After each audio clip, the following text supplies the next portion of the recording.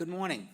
Hi, I'm Frank Messina, and welcome to the October 7th, 2025 meeting of the Chatham Historical Commission. Before we start, we have a couple of announcements that we have to make. Please note this meeting is being recorded and will be available shortly hereafter for scheduled and on-demand viewing on any smartphone or tablet device. If anyone else is recording the meeting, please notify the chairman. Seeing none? Okay. Pursuant to Governor Healy's March 28, 2025 signing of Chapter 2 of the Acts of 2025, extending certain COVID-19 measures during the state of emergency, suspending certain provisions of the Open Meeting Law, General Law 30A20 until June 30th, 2027, this meeting of the Chatham Historical Commission is being conducted in person and via remote participation. Every effort will be made to ensure the public can adequately access the proceedings as provided for in the order. A reminder that people who would like to listen to the meeting while it is in progress may doing so by calling the phone number 508-945-4410.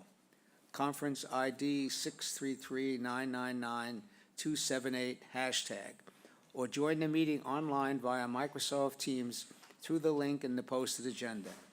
While this is a live broadcast and simulcast on Chatham TV, Xfinity Channel 1072, despite our best efforts, we may not be able to provide real-time access. Okay. First item of business that we have to perform is the roll call.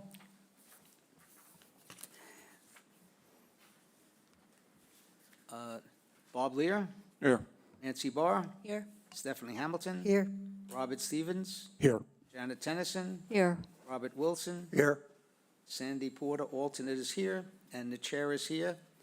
But as we have all voting 7 members of the commission in here, Sandy will be act as an alternate, which means she can participate in the discussion, but does not vote on the application. All right. Frank, before you get started, I'm going to recuse myself on the first item, and I have a question. If I am recused, does that create an opening such that Ms. Porter can vote? Yes, Sandy would then be a voting member. Let's do the minutes before you disappear, Bob. Excuse me, Frank. Gee, Can thanks. she participate if she hasn't been to previous meetings? Did you attend the previous meeting? No. Then you can't participate. You didn't watch it on TV, did you? No, good. I can't watch them on TV. Being here is enough. Okay, so, all right, so no problem. We still have a quorum to participate in that, but let's just do the minutes, Bob, and then you can go. Okay. All right, we have the minutes of September 16, 2025. Any corrections, additions, deletions? No. Boy, she's got an A+ again, Annie. Very good. Okay, we'll take a quick roll call on the minutes. Move to accept the minutes. Thank you. Second. Appreciate that, reminding me. Bob? Yes. Nancy? Yes. Stephanie? Yes. Robert? Yes. Janet? Yes. Bob, Yes. come around. I left my pocketbook in the car, in my red car. Janet and Thank you. Robert Wilson, the chair votes yes. Okay, sorry about that. Everything okay?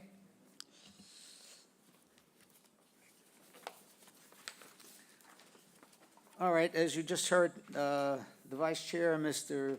Lear, is recusing himself from 67 School Street, which is the first application to hear. Would you come on up, please? We have, quickly on the agenda, we have 1, 2, 3, 4, 5, 6 hearings technically under Chapter 158 and the Cape Cod Commission. We have some new business in reference to 162 Shore Road, and then our old business, which we'll try to get through. So we will begin with 67 School Street. Before, John, introduce yourself. Sure. Bob. Paul Muldoon, Paul Mull. SV Design. Okay, before you present, we had 2 letters. Is there 2 letters here? Right. 2 letters which unfortunately were not read into the record by myself. Nancy, can you just go ahead and do that, just for Yep. before? I just want to make a note that these letters were received in July before the plans were changed, which the plans actually changed the roof line being raised, so these were before that, but they still need to be read into the But the record. people writing the letters asked that they be read, so we said fine. Understood. So the first letter is dated July 11th from Leslie Shepherd. I am in a butter to the property at 67 School Street. I object to extending the roof height 2 feet. I also agree that a narrower addition or dropping the height of the roof ridge in the rear would be more appropriate. This is from James Shepherd, 60 Hallett Lane. The second one is from Leslie Shepherd.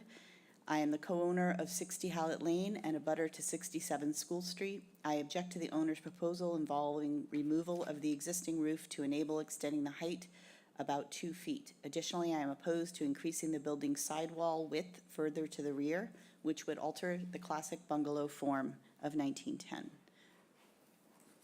And the final is from Winifred Lear, President of the Old Village Association, dated July 13th. Dear Commissioners, the Board of Directors of the Old Village Association has reviewed the proposed renovations to 67 School Street and the comments from Sarah Korjeff. We encourage the property owner, architect, and the commission to find ways to revise the plans to incorporate Sarah's observations. We particularly call attention to the consequences of the removal of the entire roof, which is likely to reach the 25% alteration threshold, and some of the other proposals which could make it difficult to recognize the original contributing structure. As one of the 3 craftsman-style homes in the historic district, retaining both the historic features and historic materials of this and other contributing homes of the Old Village assures that characteristics of the neighborhood we all value are sustained. The Board of Directors of the Old Village Association requests that if changes are not made, this application be sent to the Cape Cod Commission and a demolition delay be imposed. Okay, thank you very much. Let me just quickly, for the record, Paul, now as you introduce yourself, this is application 25021, 67 School Street, which has been heard under Chapter 158, as well as under the Cape Cod Commission Act. I appreciate the fact that the applicant, over the last month or two, has been receptive to some issues that we have raised, and we asked him one more time to come back, and he has. So, Paul, why don't you tell us what you've done, and basically, without dragging it on too long, just explain the changes from the last meeting relative to what the last conversation we had with the commission. Could we start on page H, 1.1, the south elevation?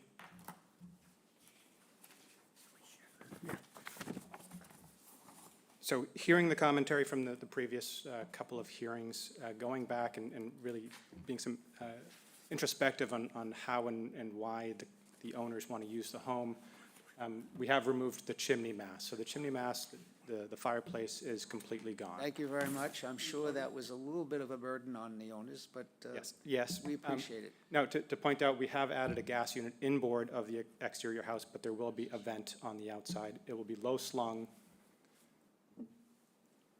and to the extent possible, surrounded by vegetation. There is plans the owners have of doing some vegetation, some gardening on that side of the property, so the vent should mostly be hidden.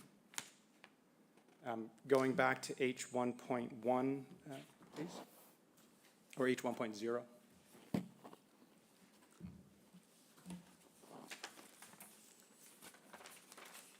The minor changes here really include taking that bottom line of glazing.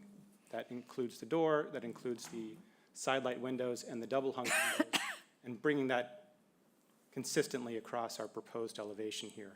So it's minor proportioning. It's taking the size of the window lights, the proportions of the double hung upper sash, and working it into the door and into the side lights as a renovation to that section. On the end of our package, we have a comparison and sort of compromise of how and where we got to this point. There you go. So the existing condition, 2 windows left, 3 windows right, side lights and off-center door. The previous scheme of September 2nd, 2 windows left, 4 windows right, no side lights. The door slightly shifts. Coming back September 16th, 2 windows left, 3 windows right, side lights, and a reduced chimney mass, and now to no chimney mass on visible from the front elevation. 2 windows left, 3 windows right, in alignment of glazing across the bottom sill. Again, in the spirit of that infilled porch, I feel like this is a very appropriate solution. That's the extent of the changes from the last proposal. I am happy to talk through the letters that were written, though I think we've satisfied most of the commentary with not removing the roof completely, not raising the height of the structure other than the new foundation that will sit underneath it, and really pushing our modest addition to the rear of the structure. Well, I appreciate, the cooperation of yourself and of the applicant. And this is a controversial little house, little craftsman house, and I guarantee you, are not going to make everybody happy. No kidding. But that's the job, I guess, learning how to split the baby in half, or at least try to, and still allow, changes to be made. So I think, Steph, you had a quick question. No, Go I ahead. was gonna say exactly, thank you for working with us. Yeah, and, what can I say? It's the old village, it's a cute little house, and I think you've maintained very close the streetscape of that area, and, well, I think, as somebody said, it is what it is, but it's probably the best we could do. Okay, did we do historical significance of the property prior? I believe we just need to reaffirm it today. Okay, we did, okay. So we need, let's start with that, unless I think everybody's that we can proceed here. Okay, so the first one would be a motion relative to reaffirming the historical significance of the property at 67 School Street, and at a contributing structure in the National Register District. We're doing it separately. Well, Separate. you could, Separate. National Register is separate from this. okay, but first reaffirming the historical significance. Okay, good. You can do it that way, you're fine. This is under Chapter 158 of the Town of Chatham General Bylaws. I move that the Chatham Historical Commission finds that the building at 67 School Street. Thank you. 67 School Street is historically significant because it is in whole or in part 75 years old or more. It is listed within a National Register district. It is located, associated with historical persons and has architectural value or significance in terms of period, style, method of construction. Second. Okay, any comments? Any member of the public want to speak for or against that motion? Seeing none? Nancy? I move that the Chatham Historical Commission finds that the We have to proposed... vote on that. We're going to vote Oh, that I'm one. sorry. Sorry. Yes. Nancy? Yes. Yes. Steph? Yes, Robert? Yes. Janet? Yes. Robert? Wilson? Yes. And the chair votes yes. Okay. Sorry about that. I move that the Chatham Historical Commission finds that the proposed work to be done dated 9/23, Nine- is that the date? 9/23. 9/23/2025 will not materially diminish the historical significance of the building or structure, and therefore the commission does not impose a demolition delay. I'll second. Second? Any member of the public wish to speak? Okay. Nancy? Yes. Steph? Yes, Robert? Yes. Janet? Yes. Robert Wilson? Yes. And the chair votes yes. Go. This is related to the National Register District.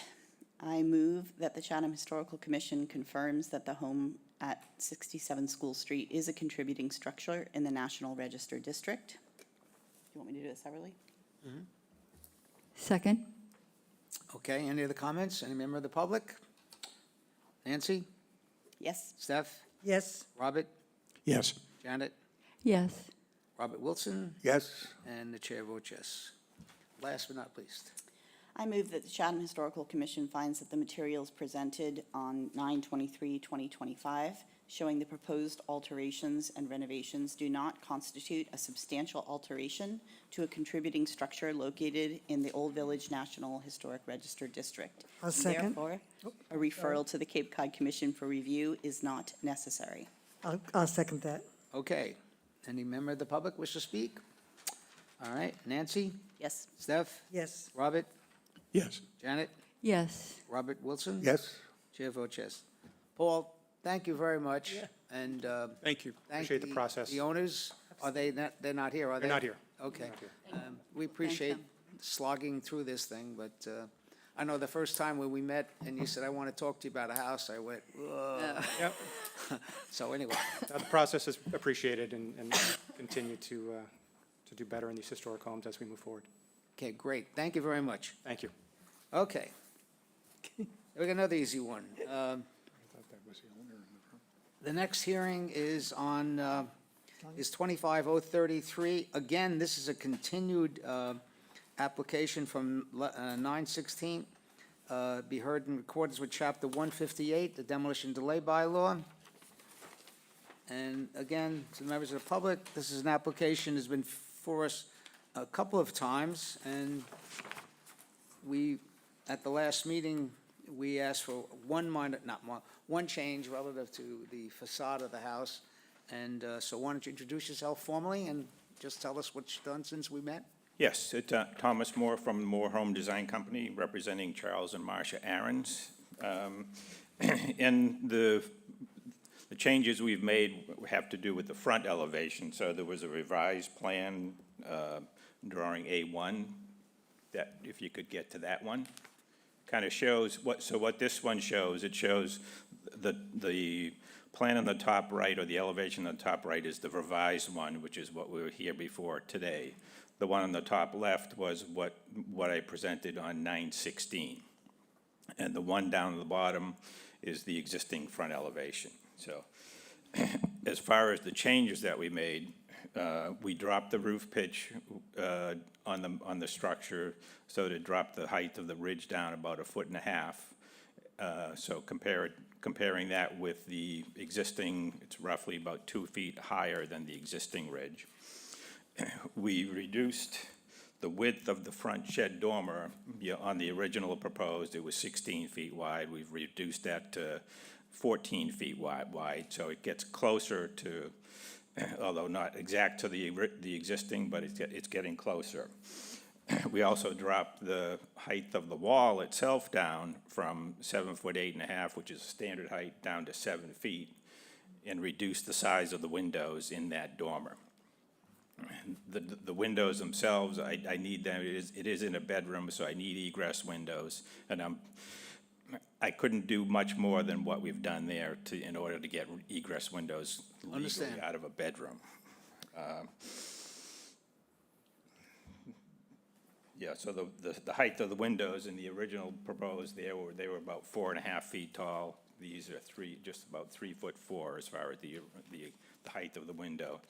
And they simulate the look of a double hung window, but they are casement windows. And with the grid work that we can put in there, it gives me a wider check rail, so it'll simulate the look of a double hung window. But it is a casement window, and the existing windows are awning windows, which are illegal right now, so because nobody can get out of them from a bedroom.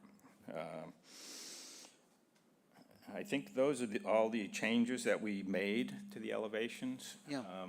The subsequent plans that I showed you, A2 and A3, there's complementary side and rear elevations with Right. with the proposed. So be happy to answer any questions that you might have. Well, again, thank you very much for your cooperation in this matter. It's a quaint street, there's a lot of interesting houses, small houses, and right in the center of town, right off the center of town, and I personally appreciate your cooperation in making these changes from the commission. So any member of the commission have any comments, or do we feel we're okay? Yes, Nancy? I have a question, and I apologize if I don't remember from last time, because I think you did have plans that showed this. Is there any part of the, what is actually going to be torn down? I know you're making efforts to replace like with like in the front at least, but, Yeah, the front wall stays, the porch stays, you know, the roof gets changed. The walls on the side will remain for a good portion of them. All the windows on the side will be replaced or moved around a little bit. Same thing on both the left and the right side. The whole rear of the house is gonna be taken off. The roof is gonna come off, and we'll rebuild the roof at a slightly different pitch. so I think three we have- walls? Excuse me, I think, did we have a drawing showing that? We have it probably from last meeting. From the last meeting, there should be one. Yeah, so no, I just wanted to clarify. So you, basically, the roof is coming off, that's all gonna be new. Yes, There's the 3 exterior walls, front and 2 sides the on the first structure will floor. remain, although Yep. the windows will all be replaced. Yep. Yeah, Okay. so we do have it, and in the determination, we will. Yeah, we no, will I just note was that. clarifying for my own, thank you. No, no, it's all right. A good question. And it's one of the things we try to do is to be very, what are you gonna demolish? What's not gonna, what we know. So I think we're okay. Yeah, just to refresh your memory, we're gonna put a new foundation underneath this house. And then we'll, you know, keep the front wall, keep the side walls, take the roof off, and kind of take the rear of the house off, because we're expanding out here. Okay. Any other questions? All right. I think we pretty much have consensus and can proceed. Oh, welcome back, Bob. I'm sorry, didn't see you sneak in. So at this particular point, we did any motions the last time. So we need to proceed from ground zero, Bob, and national and historical significance.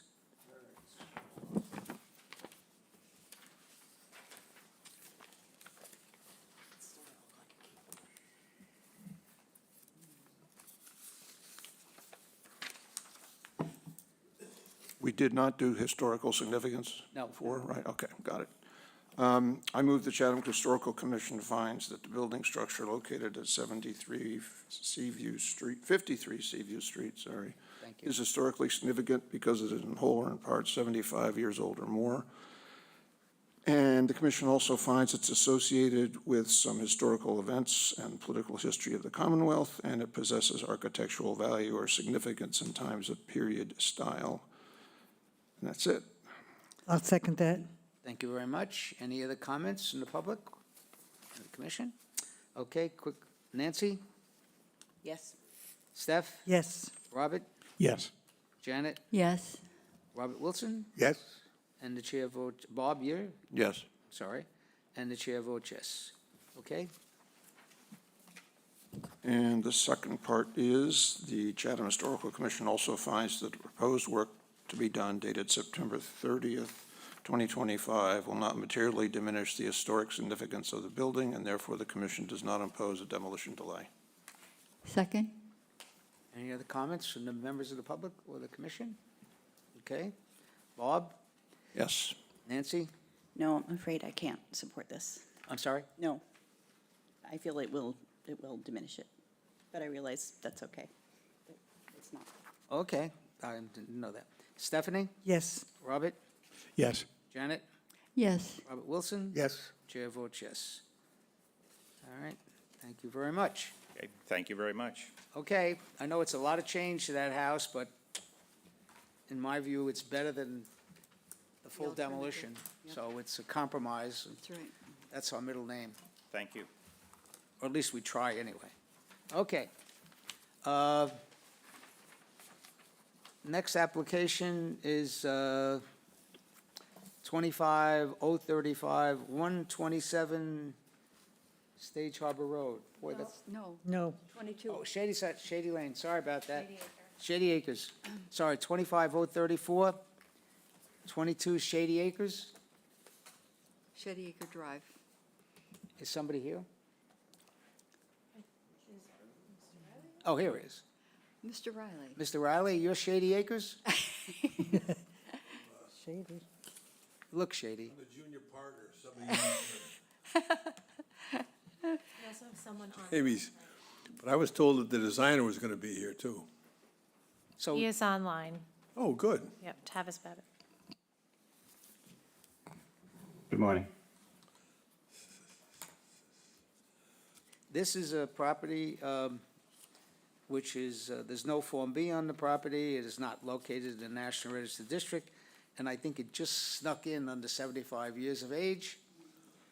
And it's a property that, or that type of property, that this commission is attempting to see what we can or cannot do to avoid full hearings on it. That's just for myself and the members of the public. There's a number of properties in town that are just meeting that 75-year threshold, and we have to make some determination how we deal with it. But right now, we're going by the bylaw, and Mr.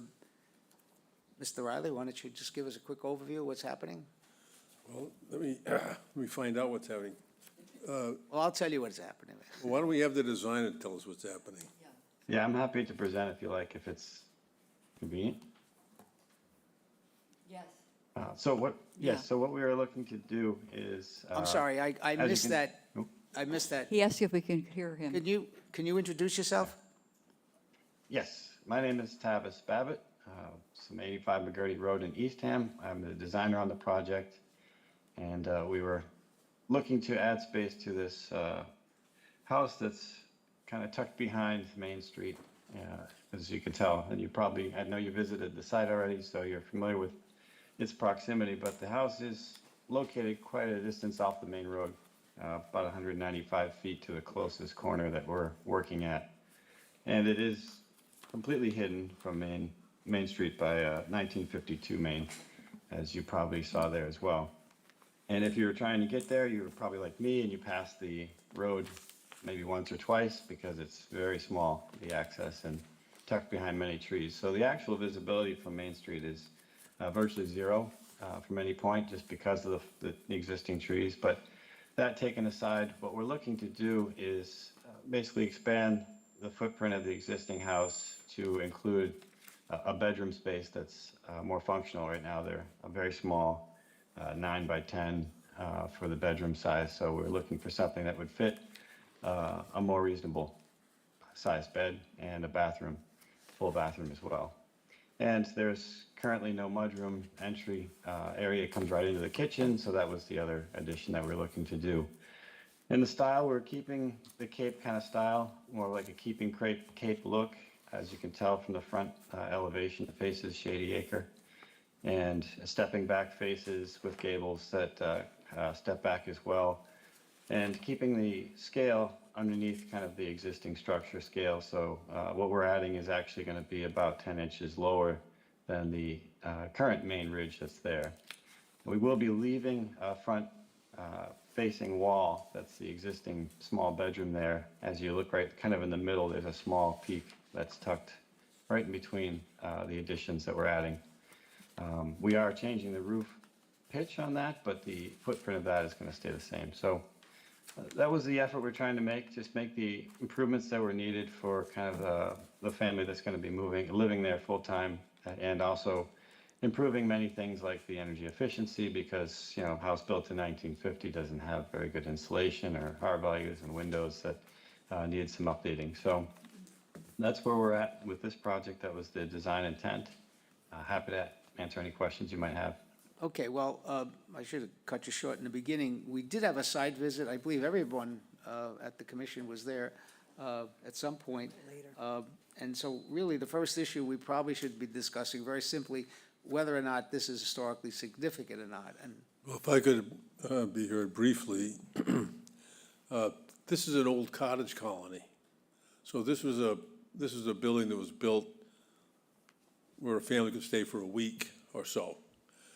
And so the changes, which are, I think, pretty modest in nature, are really designed to turn one of these old cottage colony houses into something a family could use more comfortably. So I think it's reasonable and not particularly historical significant either. But. thank you.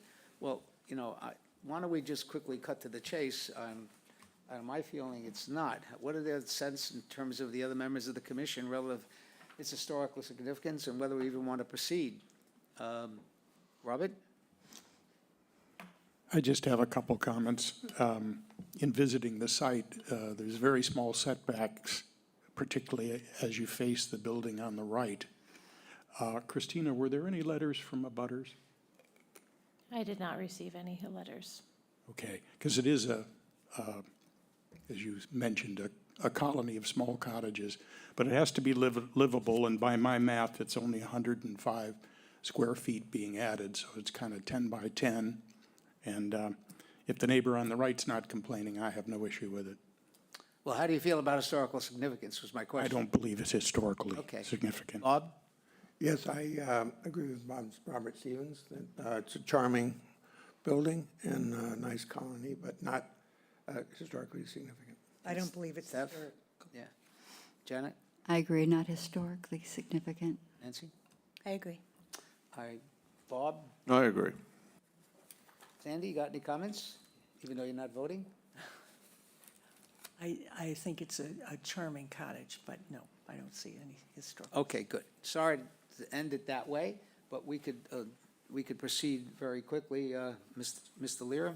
I move that the Chatham Historical Commission finds that the building located at 22 Shady Acre Drive is not historically significant because it does not meet any of the definitional criteria in section 158-2 A, B, or C of the bylaw.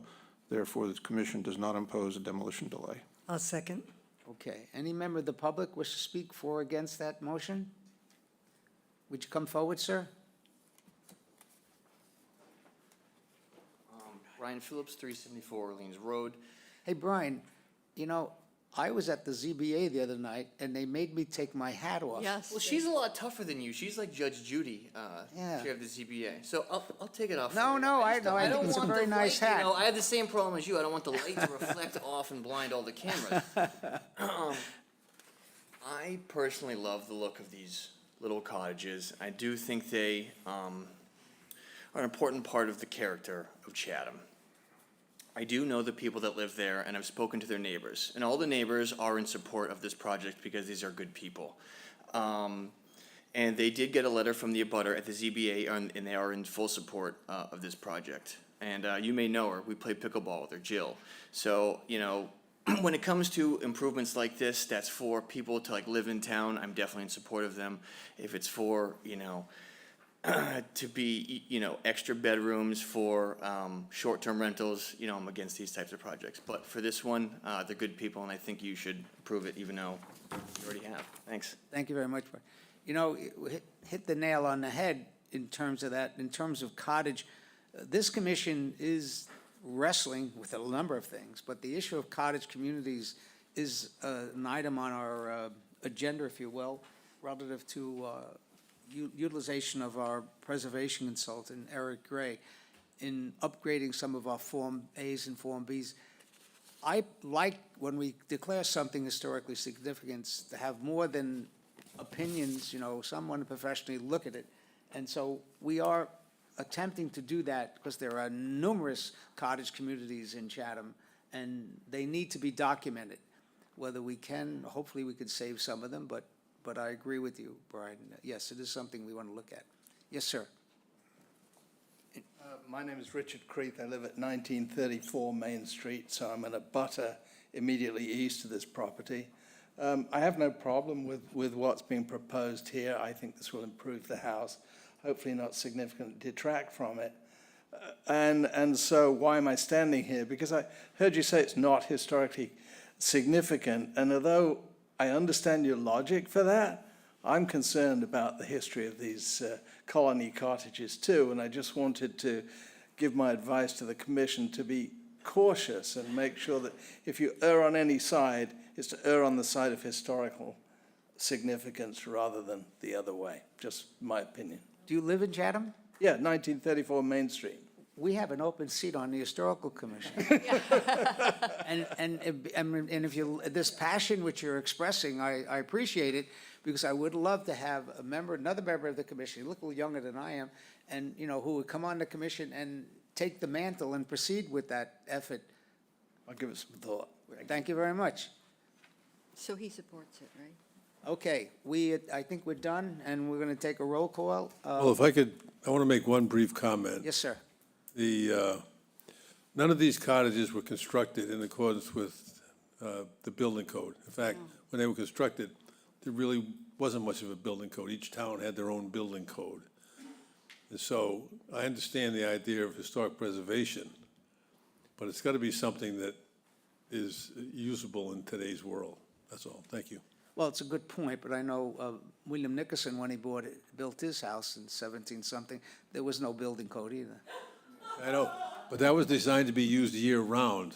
Yeah. And these are designed to be used for a week in the Well, summertime. I mean, that's why, quite honestly, to get argumentative about it, it's a subject that this commission is concerned, and I think the community is concerned about it. We have large cottage communities, and if all of a sudden they all turn into subdivisions, whoopsie. So it's just something we want to think about. No, I understand the concern, particularly with regard to septic issues, but, trying to force somebody to live in a cottage that's designed to be lived in for a week on a year-round basis, I don't think is particularly fair, that's all. Okay, thank you very much. All right, I think there's a long roll call here, but let's complete it. Bob? Yes. Nancy? Yes. Steph? Yes. Robert? Yes. Janet? Yes. Robert Wilson? Yes. And the chair votes yes. Okay, I think we did it. Thank you very much. Thank you all. Appreciate it.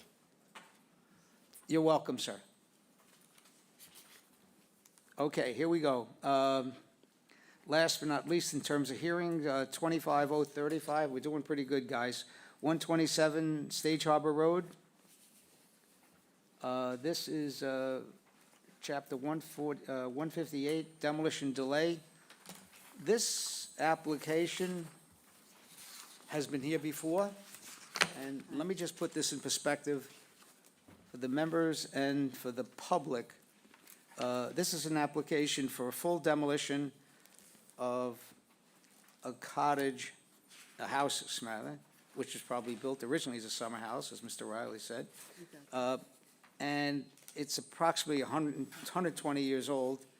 The application was before us, and we had issues relative to determining the historical significance. And we asked them to delay the demolition. I don't know if we formally put a determination in, but we asked the applicant, and they cooperated. We appreciated the demolition by 60 days and requested a preservationist to examine the home, report back to the commission. The applicant ended up in the ZBA, and I guess the ZBA was no action. It was withdrawn. Oh, they weren't going to approve it, so we withdrew it. Okay, it was withdrawn, which by doing that allows you to come back again with a new application. Is that how it works? Right. Yeah. And so we're back here again, and I gather, Mr. Riley, you're going to be back before the ZBA again pretty shortly, At the end of November, yeah. November 20th. Right. Okay? So, let's make myself a note. So what I'd like to do, or at least I think we should do as part of this, is obviously let you make your presentation, and then we have a number of letters and comments and reports, which we need to read into the record. So, but why don't we just agree, let's proceed.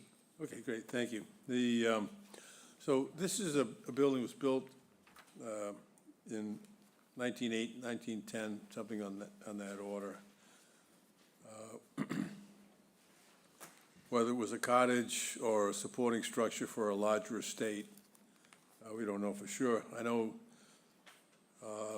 beginning in the 1940s, after Henry Howe built the big brick house up on the hill, it was a, sort of staff housing until that building was converted to condominiums, and then these are all sold off on separate lots.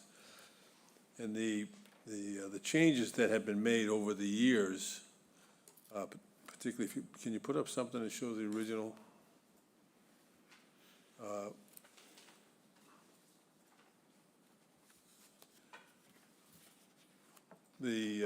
right, so the original cottage, you can see the blue door would have been the center door. Everything, the left of that, has been modified, the second story added, and so together with the sunroom that was added on the right side, the original structure built in 1908 or 1910 is really completely hidden. And and what the current applicant wants to do, one member of that couple is over the age of 80. They want to have modern bathrooms. They want to have first floor master bedrooms. They have grandchildren. They want to have space for their families to come visit. And so that's why they have decided they would prefer to demolish the existing structure.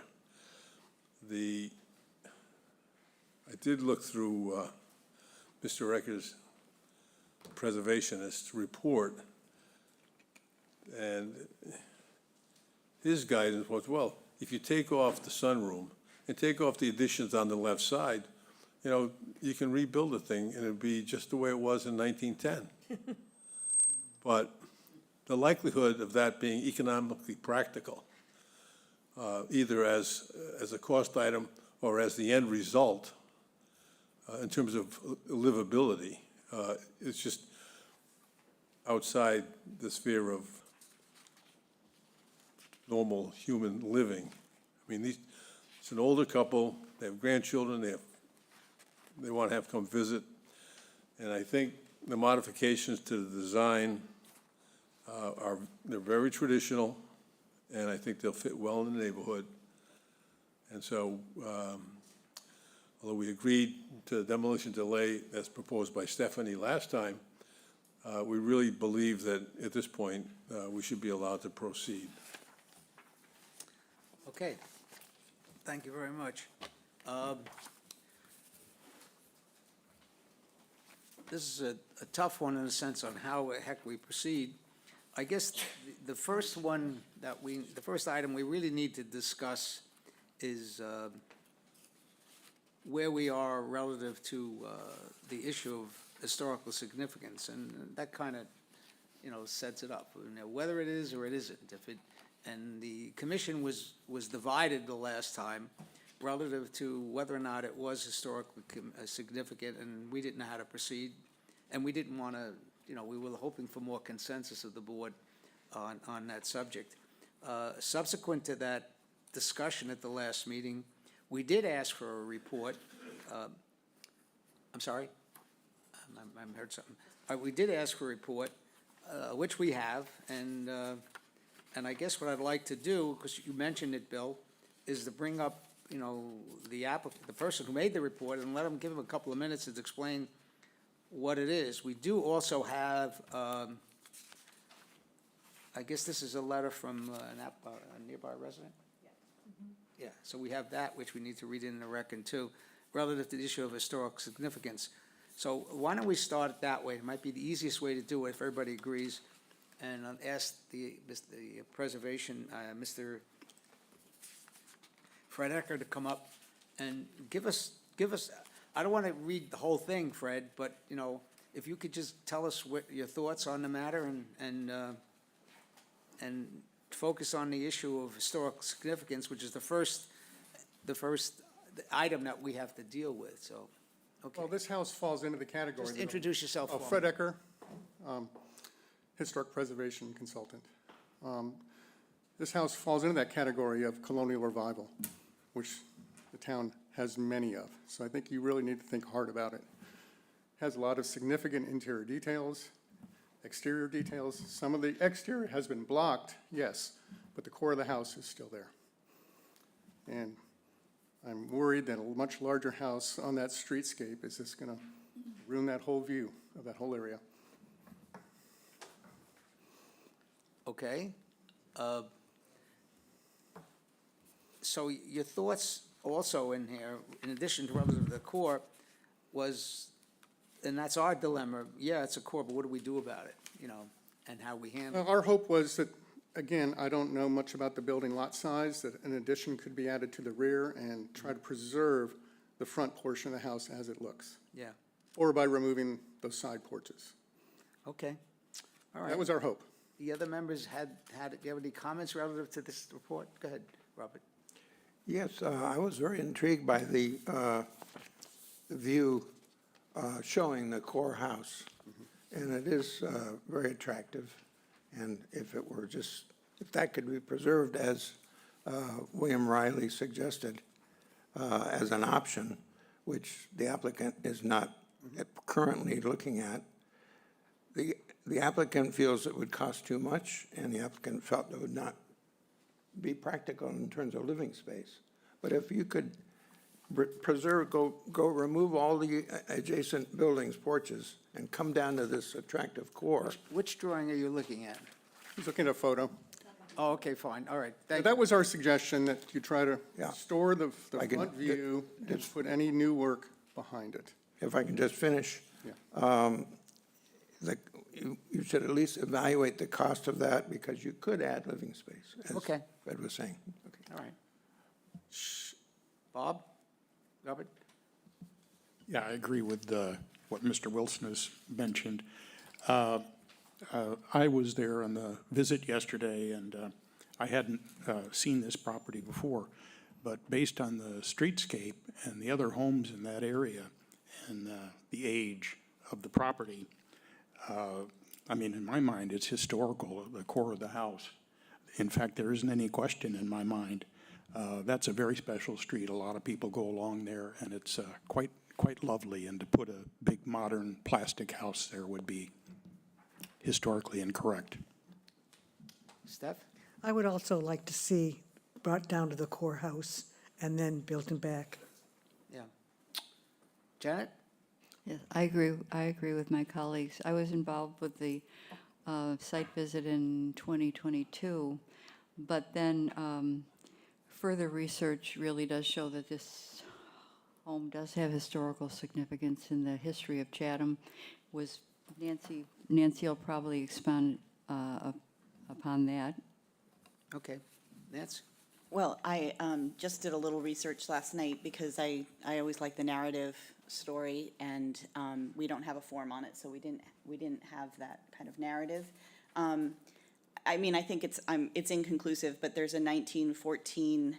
Interestingly, there's a 1914 postcard, or a picture postcard, taken from like behind Oyster Pond and Stage Harbor Road, Atwood Street at the time, that does not appear to show this structure on it yet. I don't know if it was moved there from another location, or it doesn't seem. Well, there is, when I did that report, I don't have it in front of me right now, but I did find a 1908 postcard, a 1908 one. That's where we came up with the date. Oh, okay. It showed the pergola and a portion of the house. Right, okay.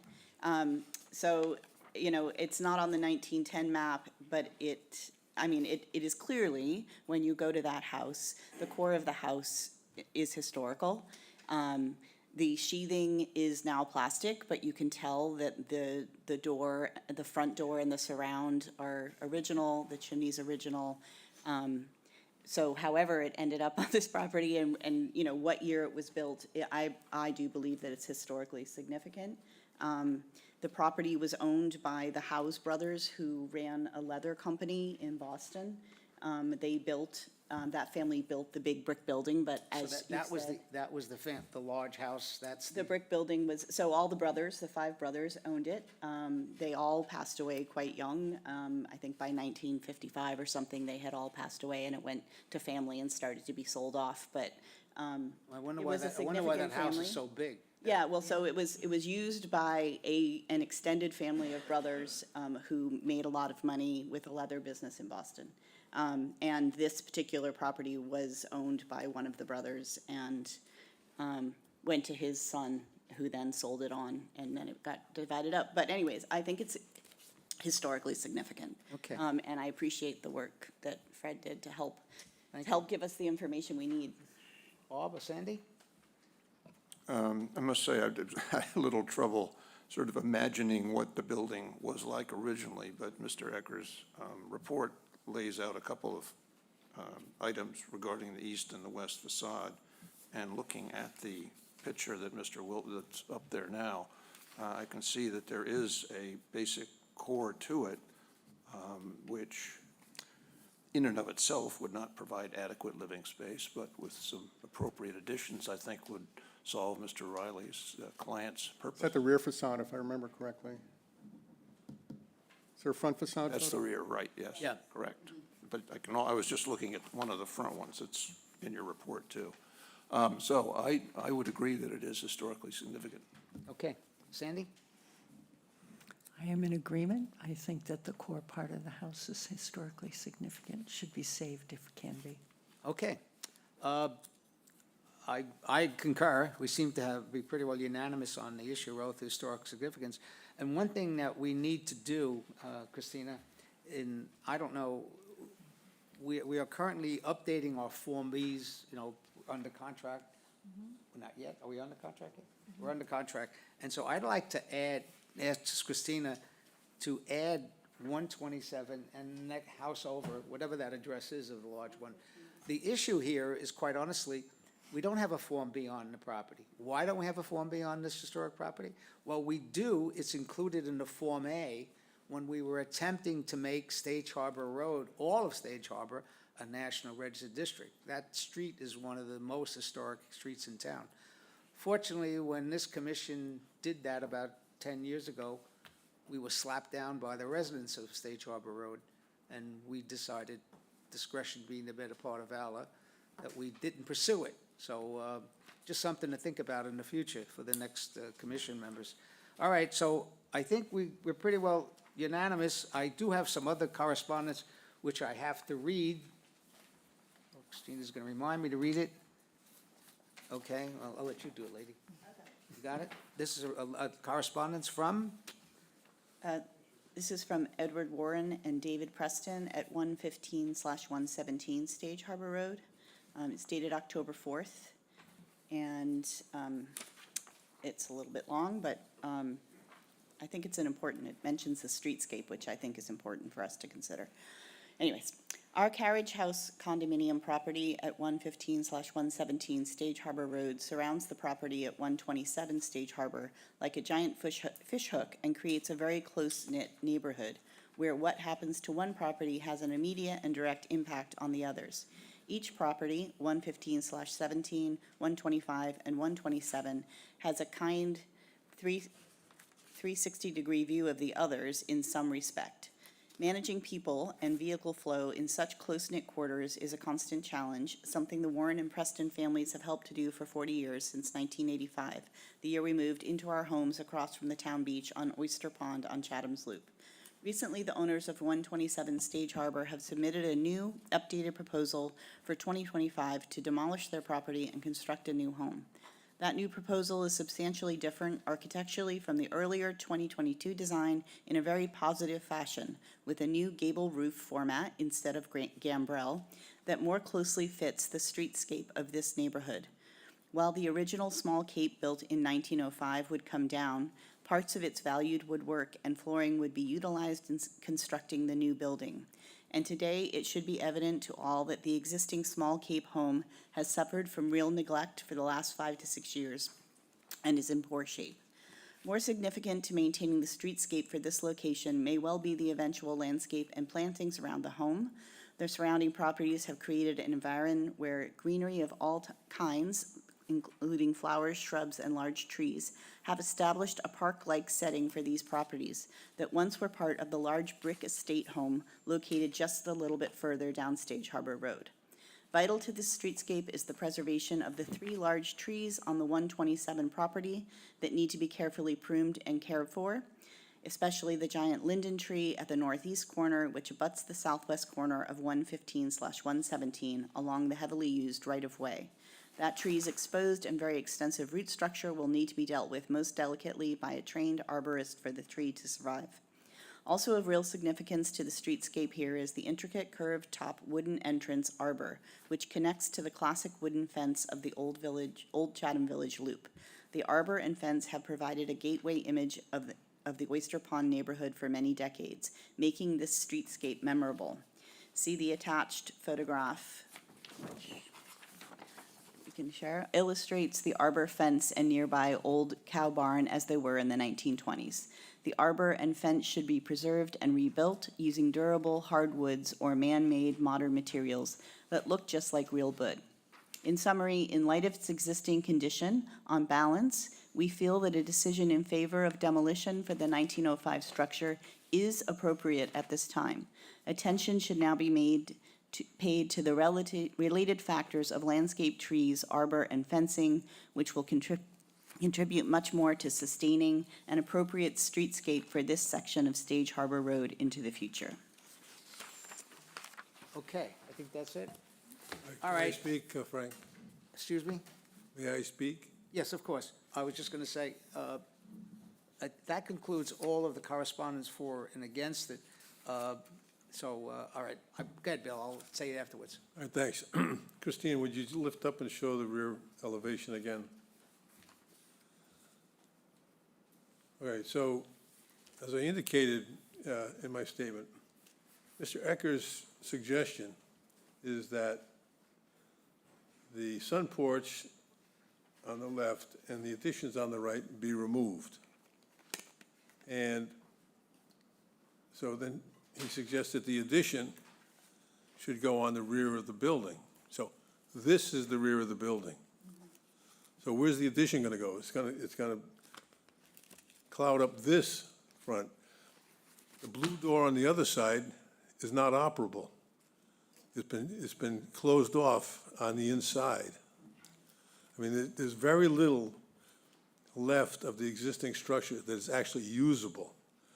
As we indicated in our initial presentation several years ago, the wainscoting and flooring in the building we thought could be preserved and reused in the new structure.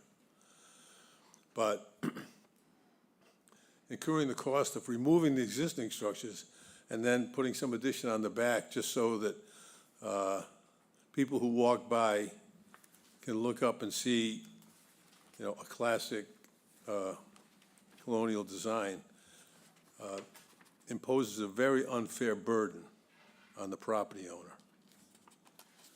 This is, you know, so again, I urge you to, I understand that the building may be historically significant, but the suggestions that have been made would cost, I mean, even if they were interested, would cost more to create a modern building with modern amenities than it would to build a new house. And, you know, I understand the issue of historic preservation, but, you know, you're not supposed to impose a high financial burden on a property owner who simply wants to be able to use the property in a meaningful way. And the chair can shake his head because he thinks everything's worth preserving, but the reality is everything isn't worth preserving. And so a suitable design, as proposed in this case, the streetscape remains unharmed, and the family has usable space that is acceptable to a family of today's means. Thank you. Bill, those are good arguments for the zoning board. Right. And I just feel that, you know, there's no question, I'm not arguing. this is, Fred. It's all right, we can shake hands. just, That's fine. you know, from my perspective, you know, you make good argument issue, but, you know, financial issues, you know, that's not our purview. Exactly. That is not our purview, financial issues. Our purview is historic preservation. And we don't say no, we can't say no, but we can put a delay. Why do we put a delay on it? We don't put a delay for punitive, so just you guys can spend more money. We put a delay to ask the owner and the architect, Ryder Wilcox, you know, with all due respect, this is a pretty canned design here, you know, to take a really hard look and try to preserve the essence of the historic structure, which is there, okay? You know, and it could be done. It's going to be, I'm not, you know, I'll have to agree with you. It's certainly maybe a little more expensive, maybe not, depending on how the architect incorporates it. we have, you know, a plethora of designs where an old historic structure was incorporated into it and allowed it to be preserved and preserve the streetscape the way it is now. You know, we preserve not only houses, but we also preserve streetscape. It's an important part of what we do. So, anyway, okay. Yes, you had a question. Yeah. So last time, there was a 60-day delay, and to consider exactly the same things we're talking about now. And then that extended into 3 years. So I think they've had a lot of time to think about it. It sounds to me like they've kind of pretty much going with what they wanted to originally, which is the tear down. But what I'm wondering is if the proposed structure is so contrary to the streetscape that I'm wondering, it is, I agree with Bob, it's difficult, Robert Lear, that it's difficult to, in visiting it, and I've been there 3 times now, that to distinguish what's original and what's historical, and with all these additions that were not very well done. And I've been inside too, and that's a disaster. There is no flow inside. I have to agree with that. But, so go back to saving the initial structure, the historical structure. Why, originally, we think maybe that was a cape, like a traditional cape. So why not build another cape? Janet, let's not get, we don't have the design. Have they considered building a Cape Cod to maintain the streetscape? That's all I'm asking. And then my person to my left here is going to remind me, we don't have design review authority. We really can't tell them how to do it. It's up We to can ask him to consider it, Frank. Well, no, the question is historical significance or not. Okay, we could get into. You've already voted on historical significance. Yes, right. Say again? You've already voted on historical significance. No, we didn't vote yet. Let's finish. No, we didn't vote. Oh, we didn't vote. Didn't vote, okay. So let's just focus here, guys. Come on. You have something to say about historical significance, Fred, quickly? Yes, I mean, Quickly. it clearly is. Okay. Now, I suggested that the 2 additions could be taken off. I didn't say they had to. That Well, new let's- house is going to cost, Let's not get into that. Now we're getting okay, into well, what it they is, can do. it is Please. significant, yes, and there's a lot of houses We in have this your town. comments. We have your comments. Now we're going to take the vote on historical significance, folks. Is it something on historical significance? No. Okay, we're going to take a vote. We have a motion, second, and we have public comment on historical significance, and we're going to move along. This one took longer. All right, historical significance. Bob? Yep. Nancy? Yes? Stephanie? Yes, Robert? Yes. Janet? Yes. So, yeah, it was a yes.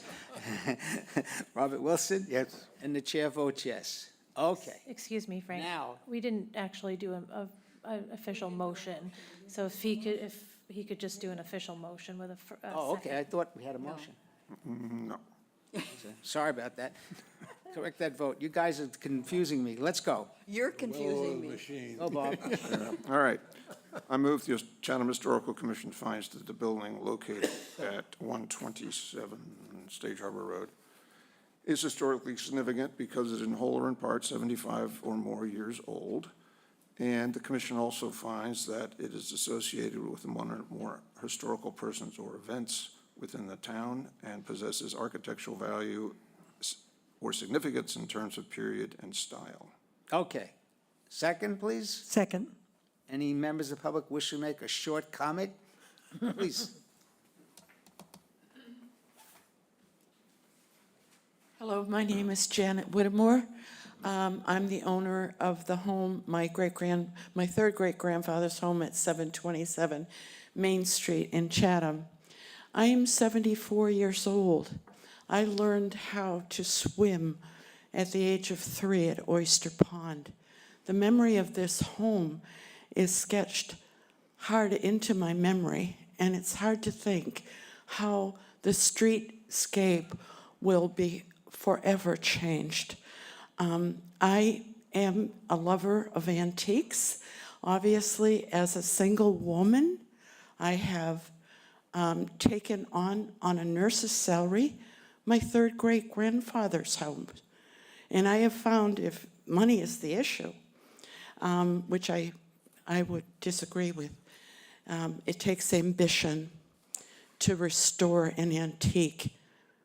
It takes love. And I'm here because I passionately feel for my town, which my family has been a member of since the Nickersons first arrived.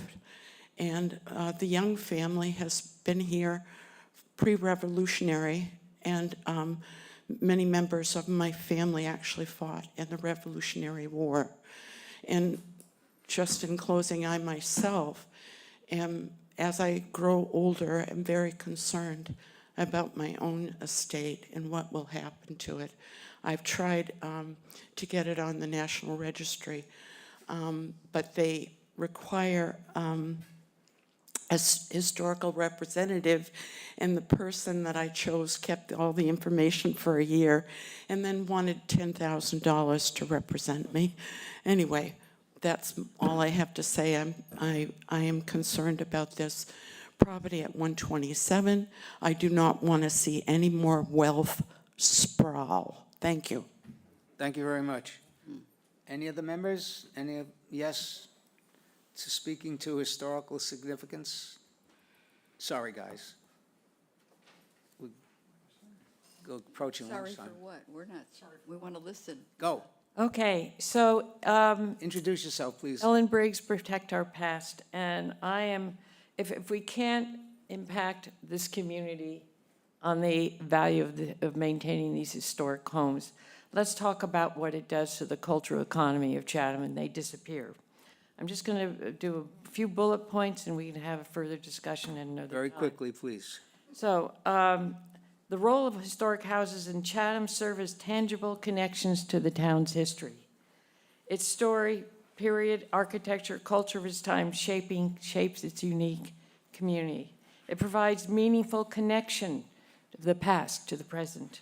It attracts daily, weekly, monthly, and yearly visitors.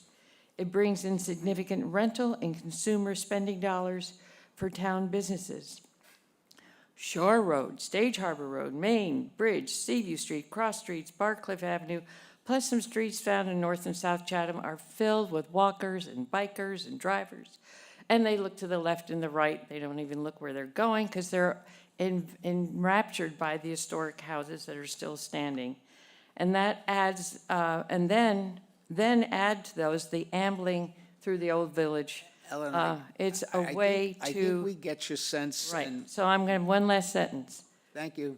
Yes, the beaches and seascapes are a big attraction, but it's the historic streetscapes that are the soul of this historic town, which captures their hearts. All one has to do is just listen to them as they walk along. Do not destroy this core historic house. All right. Thank you very much, Ellen. I don't want to try to cut you short, but we're dragging this one out. Okay, we're going to now take a vote on historical significance. I apologize that I was asking for consensus last time, and I thought it was taking the motion. All right, this is on historic significance. Bob? Yes. Nancy? Yes. Steph? Yes. Robert? Yes. Janet? Yes. Robert? Yes? And the chair votes yes. Okay, now the hard part, guys. Do we impose a demolition delay? Anybody have an opinion? I Yes, think I we do. should. I do. At this particular one.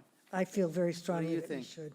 Steph? I feel very strongly that we should have a demolition delay And, all right, we delay, but, to try to maintain some of this. okay, but how long? Yes, Robert?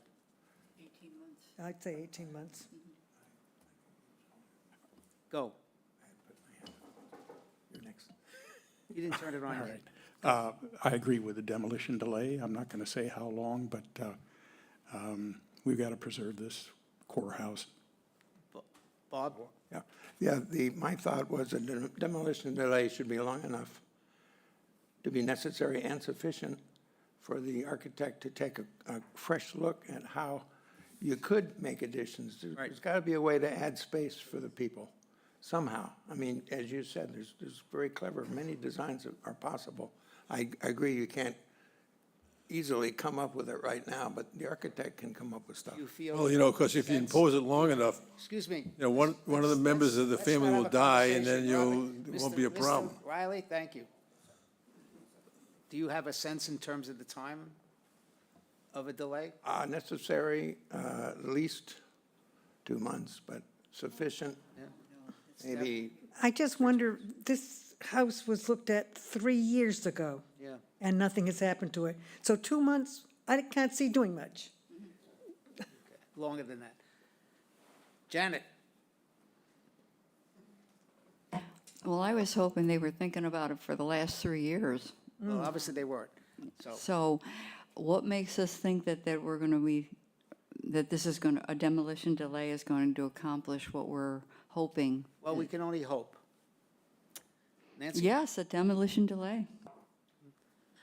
Yeah, I just also want to make the point that there's a 1955 plan from the Registry of Deeds that shows already the additions were built then. So as it is laid out now, it was already like that in 1955. So the core of the house is the oldest part, but the wings are also historical in terms of time period. So I just want to make that point. Well, that's hopefully what they'll come back with some So, way.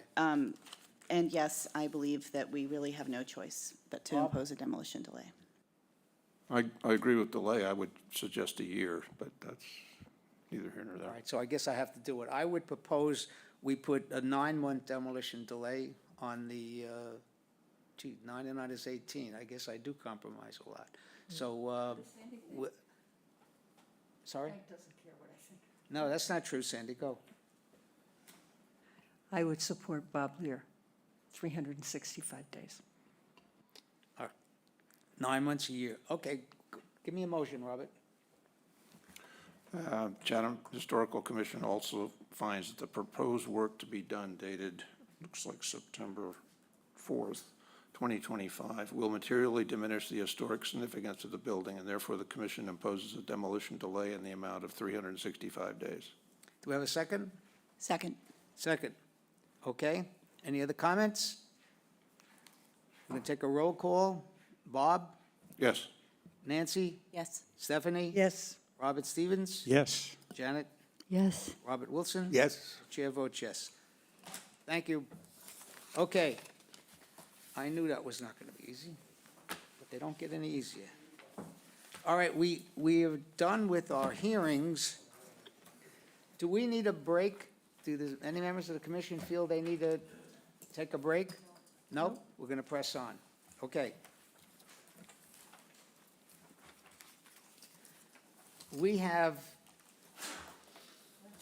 Bless you. under a new business item,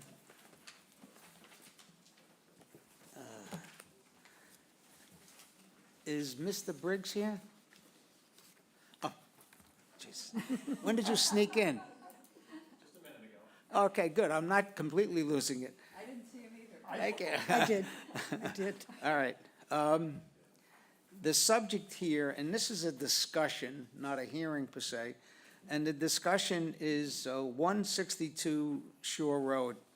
And there is a number of pieces of correspondence and letters to be shared with the public as we proceed in this discussion.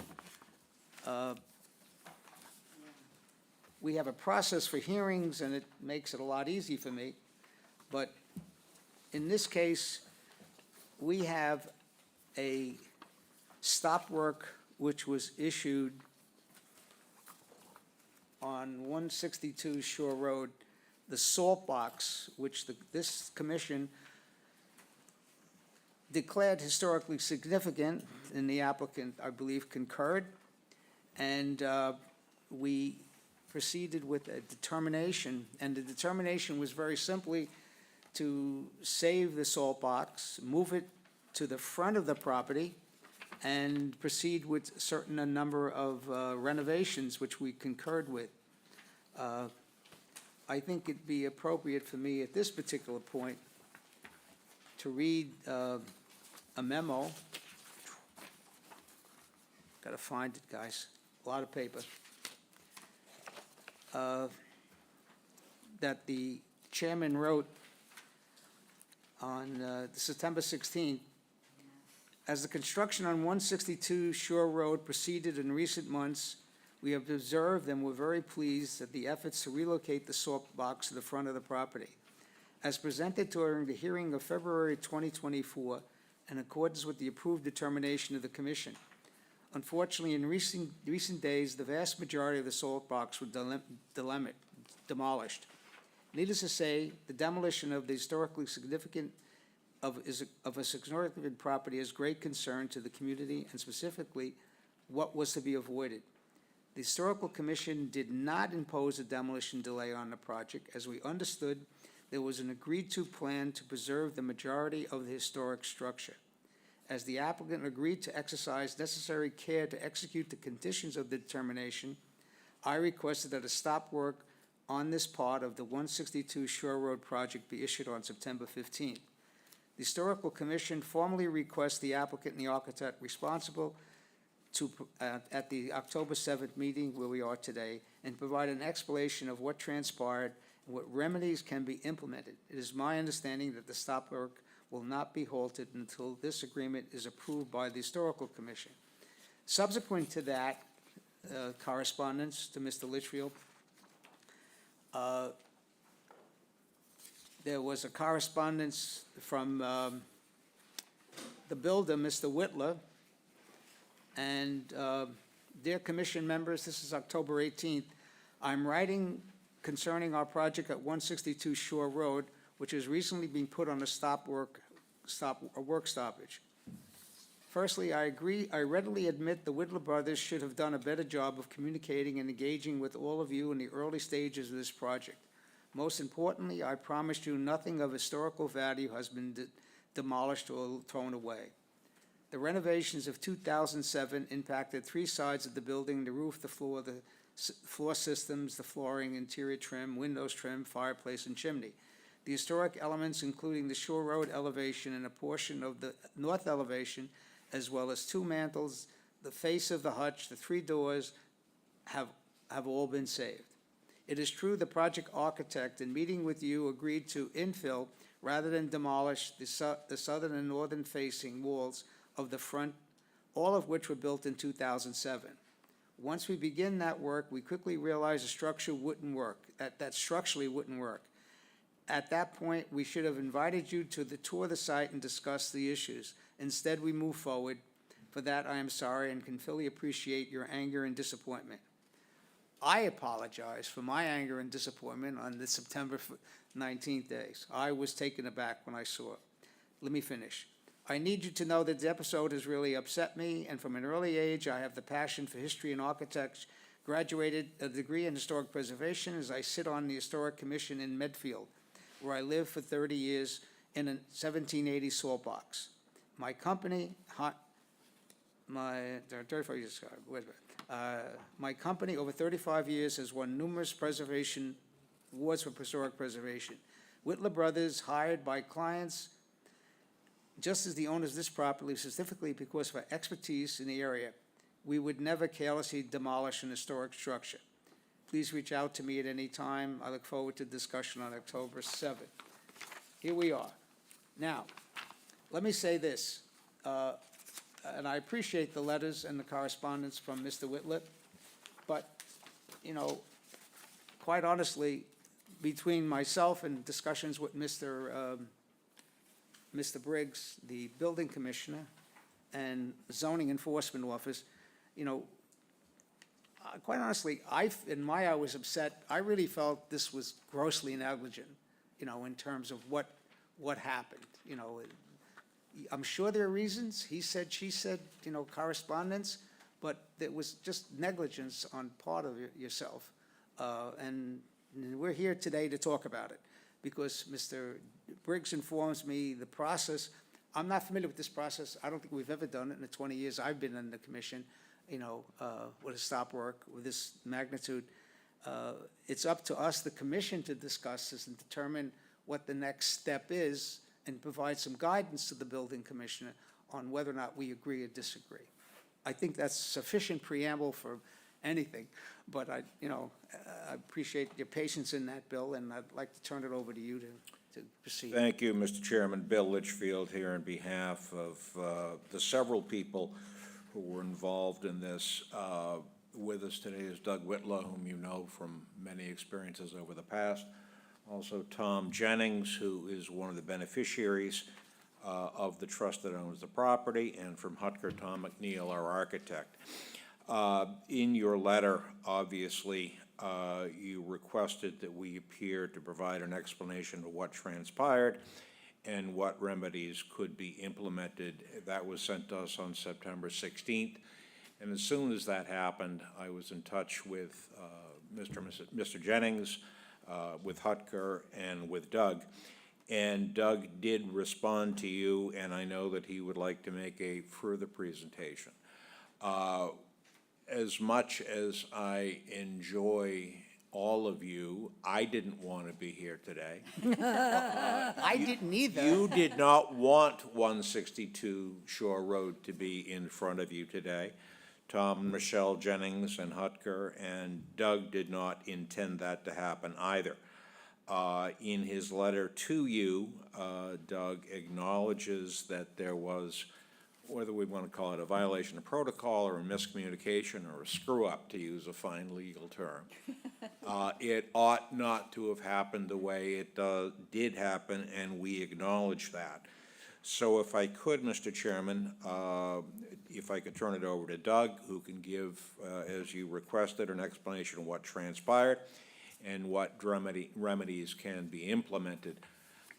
Doug will explain this further, but I think the most important thing to consider is that what will ultimately result in terms of the public traveling up and down the boulevard or Shore Road is the restoration of the Joshua Verse House as it first appeared on Water Street in approximately 1800.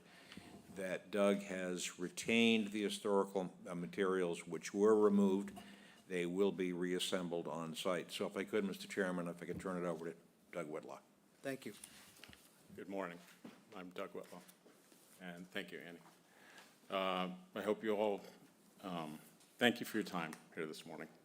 And I'm here to take you through what we did right and what we could have done better, and most importantly, to assure you that we haven't destroyed anything historic. As I said in my letter, I have a bachelor's degree in historic preservation.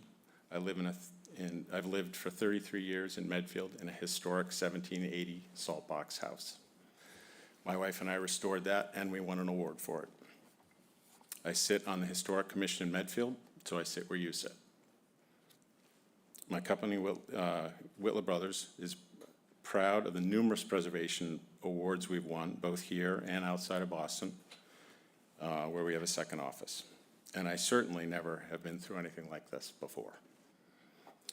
You should have all received my presentation, and obviously I'll take questions. Just let me go through it and explain the process. If you could put up slide 1, Annie. Thank you.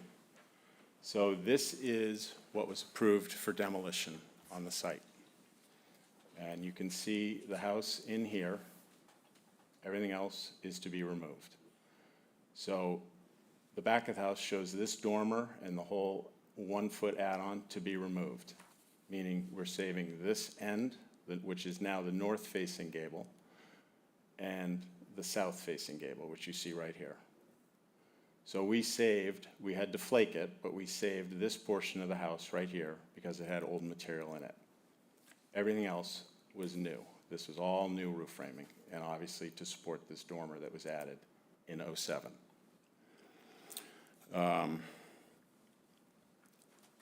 Can you go to the second slide? In 2004, Barbara Weller, the owner of the house, applied for a demolition permit. And this commission applied a 1-year delay. 1 year after that, she came with these plans and applied for a building permit. This was designed by Ned Collins, a local architect in town, and John Meister, a local builder, took on the project. And they built this house to this plan. And it's a beautiful reproduction. And you can go to the next slide, Annie. These plans are the stamped plans that are in the building department. These aren't the actual, I looked at the stamp, sorry. And they are the same date, same plans. So this shows the salt box, all this being added to the original design. These are the two faces. And you're right, we removed areas that appear in the white area here. Specifically remove those sides that I've told you. And as I said in my letter, at this point, I should have invited Frank through the house to show him that all of this was new construction. But we're all here because we care about saving history. So with that focus, let me show you what the building process was. So highlighted in Ned Collins' description of the project, he writes, maintain the character with materials. So he's maintaining the character of the original house. He knows he's not saving it. Excuse me, who wrote this? This is from Ned Collins' plan, description of construction. So he writes, maintain character with materials and detailing. He does not save, preserve old materials. Instead, he instructs John, Meister the builder, to utilize new materials and match the character of the old. He also writes, lift the main roof 1 foot and replace and insulate all the rafters. So the original ridge line now has been raised 1 foot, which means there's nothing salvageable from that old roof. Doug, just to put it in perspective, because it's a little bit confusing relative to the question. What you're referring to here is Ned, who's passed a while now, and the instructions he gave to the previous architect.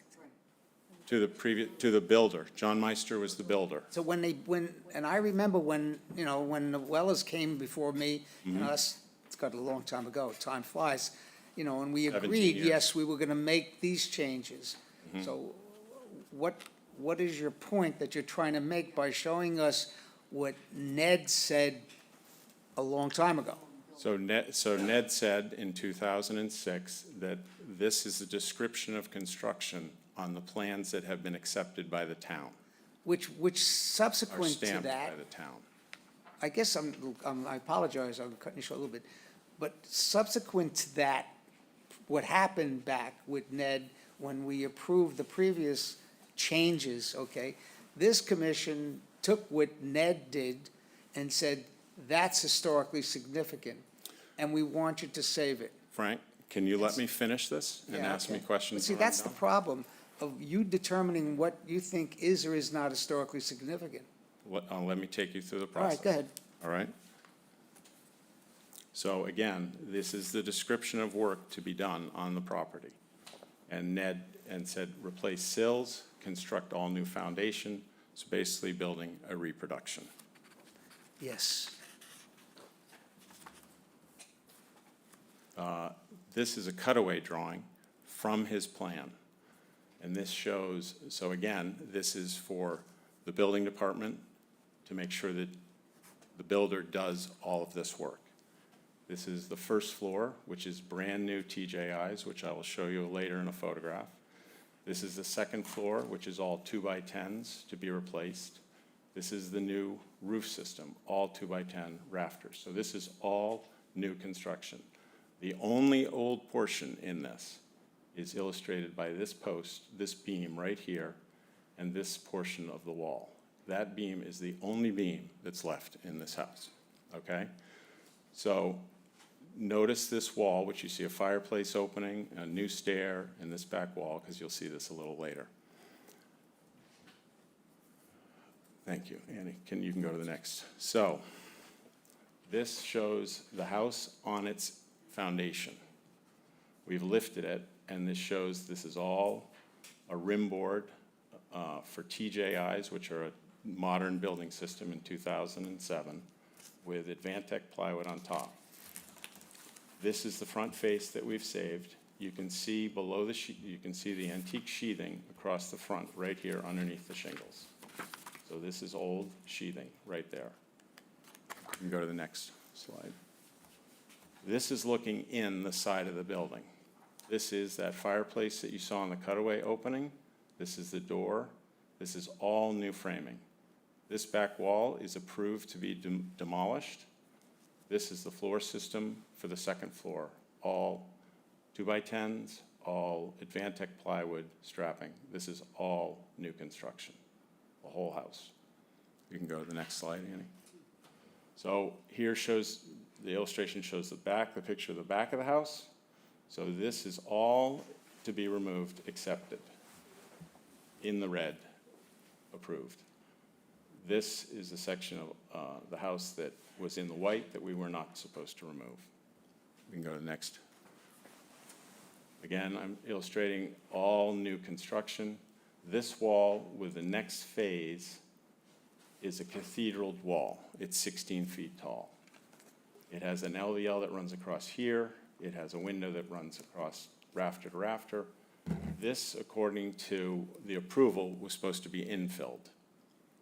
The engineers would have failed me if I had infilled that wall. This has to have a wind shear strength to it. It runs floor to ceiling. This would have failed, and we removed it. We can go to the next slide, Annie. This so basically just shows the other side of the house. This has been flaked right here because this is an old wall. Everything else is new construction. You can go to the next. This shows the original wall in place. We have not, all we've done is support it. We have not infilled it. We've not done anything to it. So this shows the old beam running across the front. It shows the old sheathing. When they lifted the house, the sheathing ends. You can see it's 1 foot short all the way across because they added this whole second wall to increase the height for the second floor. And you can go to the next slide, Annie. Thank you. This shows the opening for the front door. It shows the original timbers and the beam that was supporting the second floor, which were all mortised into these joints here. In 2007, they came, they ripped out the floor, they framed this whole new floor system on top. They filled in all these studs. We have not even touched it. We've preserved this wall. So,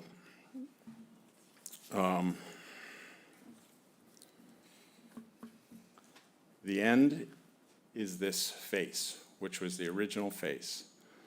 The client chose to buy this property and preserve this piece of property because he did not want 2 big mansions being built on this property. We are putting this back. This is the face that's going to be on Shore Road. It's going to, it is matching the old house in details and style, and that's our end goal. I have no doubt in my mind that when this is all done, I think they wouldn't, it's not done till the fat lady sings. When this is all done and you've completed your work, 162 Stage Harbor Road is going to have, this cottage, this whole backs back the way we approved it. I don't doubt that. Correct. What you've done here is presented is that, well, why did we put a demolition delay on the building then? We shouldn't have. We should have put a demolition delay on the front wall. Gets kind of silly to say that, doesn't it? Because you didn't present that. You presented, you were going to say, and when you being not you, Doug, but whoever was here, that's what they presented, and that's what we understood. And sometimes you know a little too much. You know the inside, and you know what is truly historic and not. And I use the term truly. I was involved when the Wellers wanted to demolish everything, and I was part of the discussions with her and the family. Oh, please don't do that. We got to save we have to save the windmill. We have to save it. And I think this is called Sumir, is what was Yes. currently referred to. It is important. And then I was also involved with Mr. Jennings, I think, was the He gentleman. He walked you through after. Yeah, a he while. walked me through, and we discussed the fact that, well, geez, all right, you want to take it down, what can I do? And we discussed, well, why don't we move the salt box up here, which is something we commonly do when we have an historic structure, quotes historic structure, may not be truly historic, but an historic structure, and we wanted to save it. And so we really thought we had a plan. And then when they came before us, the previous architect presented a volume of paper. I mean, he killed a lot of trees, telling us everything. And Mr. Litchfield himself was here, and we all walked away as, we're going to allow you to demolish a significant amount of that property, which we could have put a demolition lay on the whole thing. We didn't. We said, fine, we're going to save the salt box. It was a compromise. The salt box is going to be saved. We're going to move it up. It's going to be great. Streets rate is going to be improved in some way. The fact that Ned Collins was involved really adds to. Ned was an important member of the Chatham and community. was. And, we often say something is historically significant because it was part of the fabric of the community.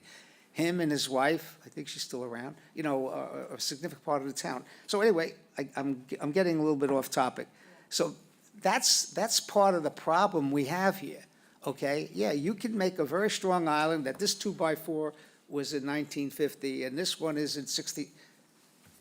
But, what do we do? And If I could- and that's where, excuse me one second, I'll shut up.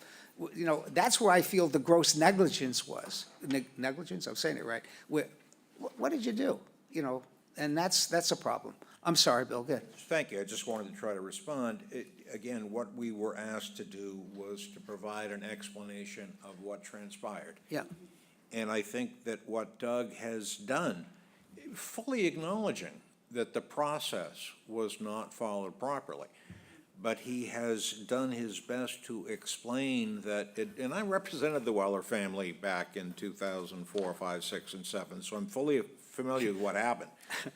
I don't think he was trying to say that what Ned Collins did was important, except to illustrate to you something that Tom and Michelle Jennings may not have known, or the Hutker architectural team may not have known, and for that matter, Doug may not have known, was that unfortunately, much of what we all thought was historic was not, because of the changes that happened 15 or 18 years ago. And Doug was asked to provide an explanation, not an excuse, because we know it wasn't done properly, but an explanation of what transpired, and I think he's done that, at least I hope he's done it, to explain to you that the top foot of the front facade was not original. Tom and Michelle, as Doug said, bought this property because they loved it and wanted to preserve it, and because they didn't want to see a bunch of plastic houses built, 2 plastic houses built on the property. The next question that you asked us to address was to how the remedy can be implemented, and the remedy is that Doug is going to bring back from Medfield or Wyoming or wherever the other pieces are, reassemble them, and that ultimately what the public will see is what you see there now. We regret this. Tom and Michelle, I mean, they've spent a fair amount of money picking up the building and moving it. That was probably $100,000 to pick it up and move it, and then. No, it was quite a bit less than that. If their goal was to knock it down, they could have knocked it down on site and saved themselves a lot of money. As it stands. However, we would not have been able to move that whole wall intact to its location. It would have fallen apart. So we used the frame to support that wall, to move it. Was that really why you did that? No. That's what happened. I had a Right. lot of demolition to happen to that house, to remove that whole dormer and the staircase. There's a lot of demolition that had to take Yeah. place. Okay. I have to build the codes, and I have to be able to OSHA. I have to make sure my guys that are working there are safe. Of course. So I have to take all that into account. But no, just let me ask a little aside. Was that truly why you didn't demolish it down there? It was because of that? Because you needed to have it supported, Absolutely, and that's why you did it? absolutely. That's why all of a sudden we had the full cottage at the main of the street? Okay. So as to the explanation for what happened, we regret it. We regret that it happened the way it did. Doug has already apologized in his letter, and I join, and I know Tom and Michelle regret the way that it happened. The relatively good news is that ultimately what will be seen from Shore Road is what was promised to you and the townspeople a year and a half ago. Okay. I think we've heard enough. I don't know how people feel. I know I feel. Go ahead, Bill. Bob. Please. Yeah, I just wanted to add one thing about the process, and I wanted to commend the end result being that what we see here will be restored. That's fantastic. And the path that we took there together is what's suboptimal. And I just want to point out that the breakdown probably occurred before the February hearing, when not enough due diligence was done to find out how much of that building was brand new and going to be destroyed. Not enough due diligence. I don't know when you came on board, but come and visit and take a look at it before you come to the commission in February. Look at the infill. Ask your engineers, will that be possible? If it's not possible, tell us at that February commission meeting. I'm known the commission, I wasn't even there. But I think the lack of due diligence Well said. early on is probably part of the thing we want to cure. And going forward, you know, what we do in projects I've managed is a risk mediation chart. What could go wrong and what will you do about it? List all those risks that could go wrong, like the infill doesn't work, so forth. And then what are we going to do? And then you have all that before you come to the commission. And maybe going forward to get to this great result, which I commend you for, make another chart. What else could go wrong from where you are now? So that's all my offer. Thank you, Robert. Okay. Well, Steph, you wanted your hand raised. I just have one, you brought up originally in our meeting, what would you do with the chimney? To me, the chimney is just part of it. And when you said, oh, we'd move the whole chimney, I thought it meant the whole house. Yeah, well, you got a very good point, because as I said in a very, maybe not strongly enough, during the original hearing, Doug, there was so many assurances, as Stephanie, we were concerned about the chimney, whether the chimney was 1700 or 1950. We were going to save the chimney. Yes, we were going to support it. We're going to put the chimney. You know, so to us, and then I think the way it was just said by Bob, you know, the lack of due diligence up front to lead us astray, you know, that's unfortunate. And that's why we feel this was grossly, I don't know what the word is, negligent or. Mishandled. I certainly don't believe this was done intentionally, in my opinion, but it's just that a better word for me is the screw up is just too much. Bob, you want to say anything? Yeah, Robert, if you do, sorry. I got too many Bobs on this. Yeah, I wasn't on the commission for the first go-around, and naturally, as a Shore Road advocate, I was really disappointed in what I saw. I thought, riding my bike by, that the house had been moved to the new foundation, and a day later, it looked like a Greek theater. Everything was gone. So I'm having the trouble bridging from moving the house to virtually everything gone.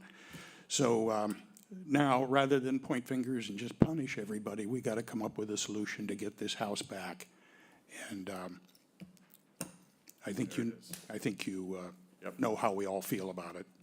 Okay. Janet? No, I agree with what Robert Stevens said. I don't have any, I mean, obviously, they didn't do this on purpose.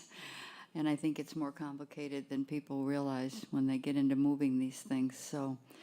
And the safety factor, too, so I have nothing more to add. Nancy? I wasn't on the commission when it was heard originally.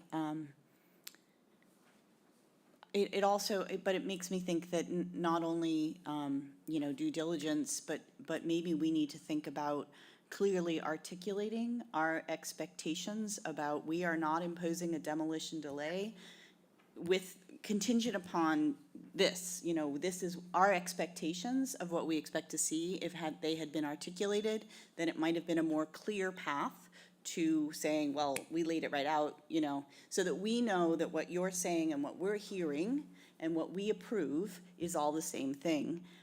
Because I even think you've started to lay out some suggestions on what the remedies look like, but I would like that clearly specified in writing, so that we are really clear about what it means to have it look like that at the end and bring back wood from Montana or wherever it is. And, which parts are on site and are flaked and waiting to be put in? What are you bringing back?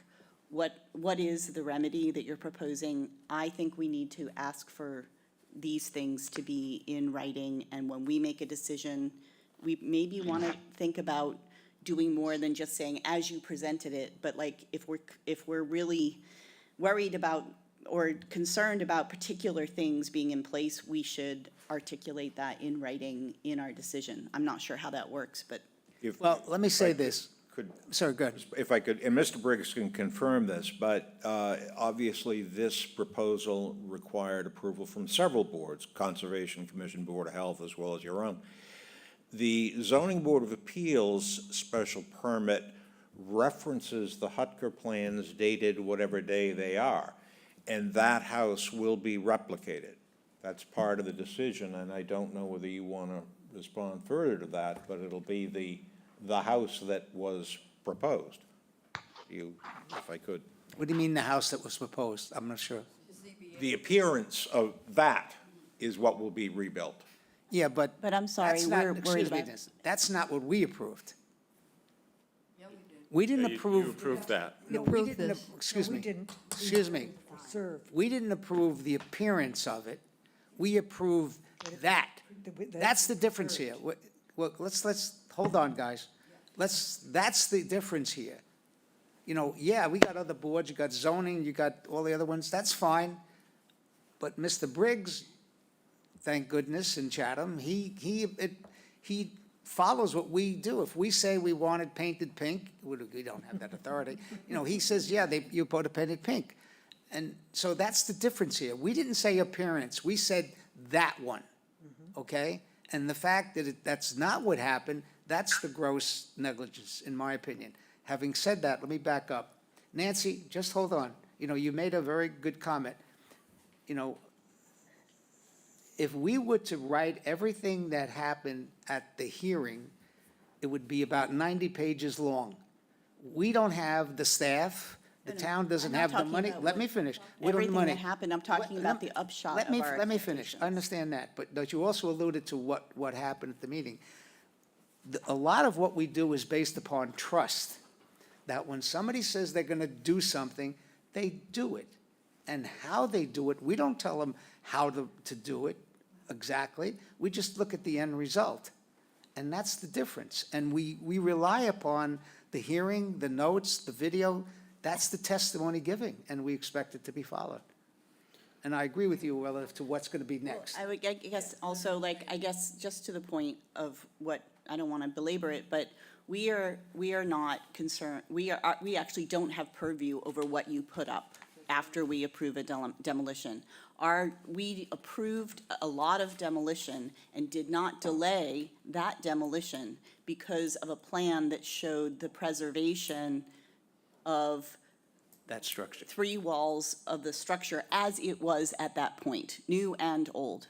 That was what I believe the commission thought they were approving. No, that's- So. Yeah, you're right. So that, but, so if, and your plan shows the red and the white, and so we refer to that. What you showed us in the plans dated that date, which indicated what you're going to demolish and not going to demolish, that's what we approved. So. Well said. Okay. So I saved the front of the house. Yeah, just Stephanie. I just, I went back and looked at all the meetings to see what had happened. And one of the words we used many times was preserve, not knock down. Okay, hold on, I got a crook in my neck. I'm sorry, this side of the room. Bob? And there was a voice, is that coming in from somebody else? Yeah, somebody online is, just trying to clarify some random voices that are coming through. And I agree with everything that Nancy was saying. It raises the question in my mind, I can't remember who said it, but Mr. Whitlaw probably said everything is there. What does this picture represent? That represents the north side of the house. That's the portion that was flaked. So we removed it rather than let it get damaged to go back in place. Okay. But that then is what you're, an indication of what you might be doing to bring this thing back to where it was supposed to be? So the plan, the preservation is that face, which we saved, the side and the other side. So we saved the left side, we can't save the right side because of structural issues. So we saved the face. We did not save that front roof, which was all new framing. Right, understood. Okay. I'm thinking in my mind, as I guess we all are, put it back together, what does that mean? Is that really doable? And will it be a significant step in saving the old materials, which we intended to do, which I guess yes and no for part of what you're planning for this? Our planning is to rebuild Hello? to this structure. Hello? Yeah. Could you please silence your phone? Thank you. And the other point is that, I guess, Mr. Wilson made it the best, is that what was missing is a real clarity about what we really wanted to be done. And I'll digress for a moment, saying when you're on the Conservation Commission, there is an agent, and the orders are about 10 pages long. They're not just simple things like this. We reference the plans, I guess, perhaps more than, or less than we should, given what could go wrong. So it's a lesson, but it's up to the town to supply more resources, I guess, for us to be able to do that. We approve the end result, okay? Well, don't we approve also, the process. Well, if we're saying you need to maintain or preserve certain factors in there, that does not show up in our written document about our findings and our order. Well, our And I don't know that it ought to, but I'm just saying that's our the authority is culprit. the exterior, Bob. I know. So, and we approve the determination, said, this is what it was, this is what it's going to be, and this is what you're going to remove. And in this case, it was said by Nancy, it was very clear what they were supposed to remove, okay? Now, granted, some of that, what we told them to preserve, wasn't built 100 years ago. It was built 50 years ago or 10 years ago. That doesn't matter. That's not, this is the determination, this is what you're supposed to do.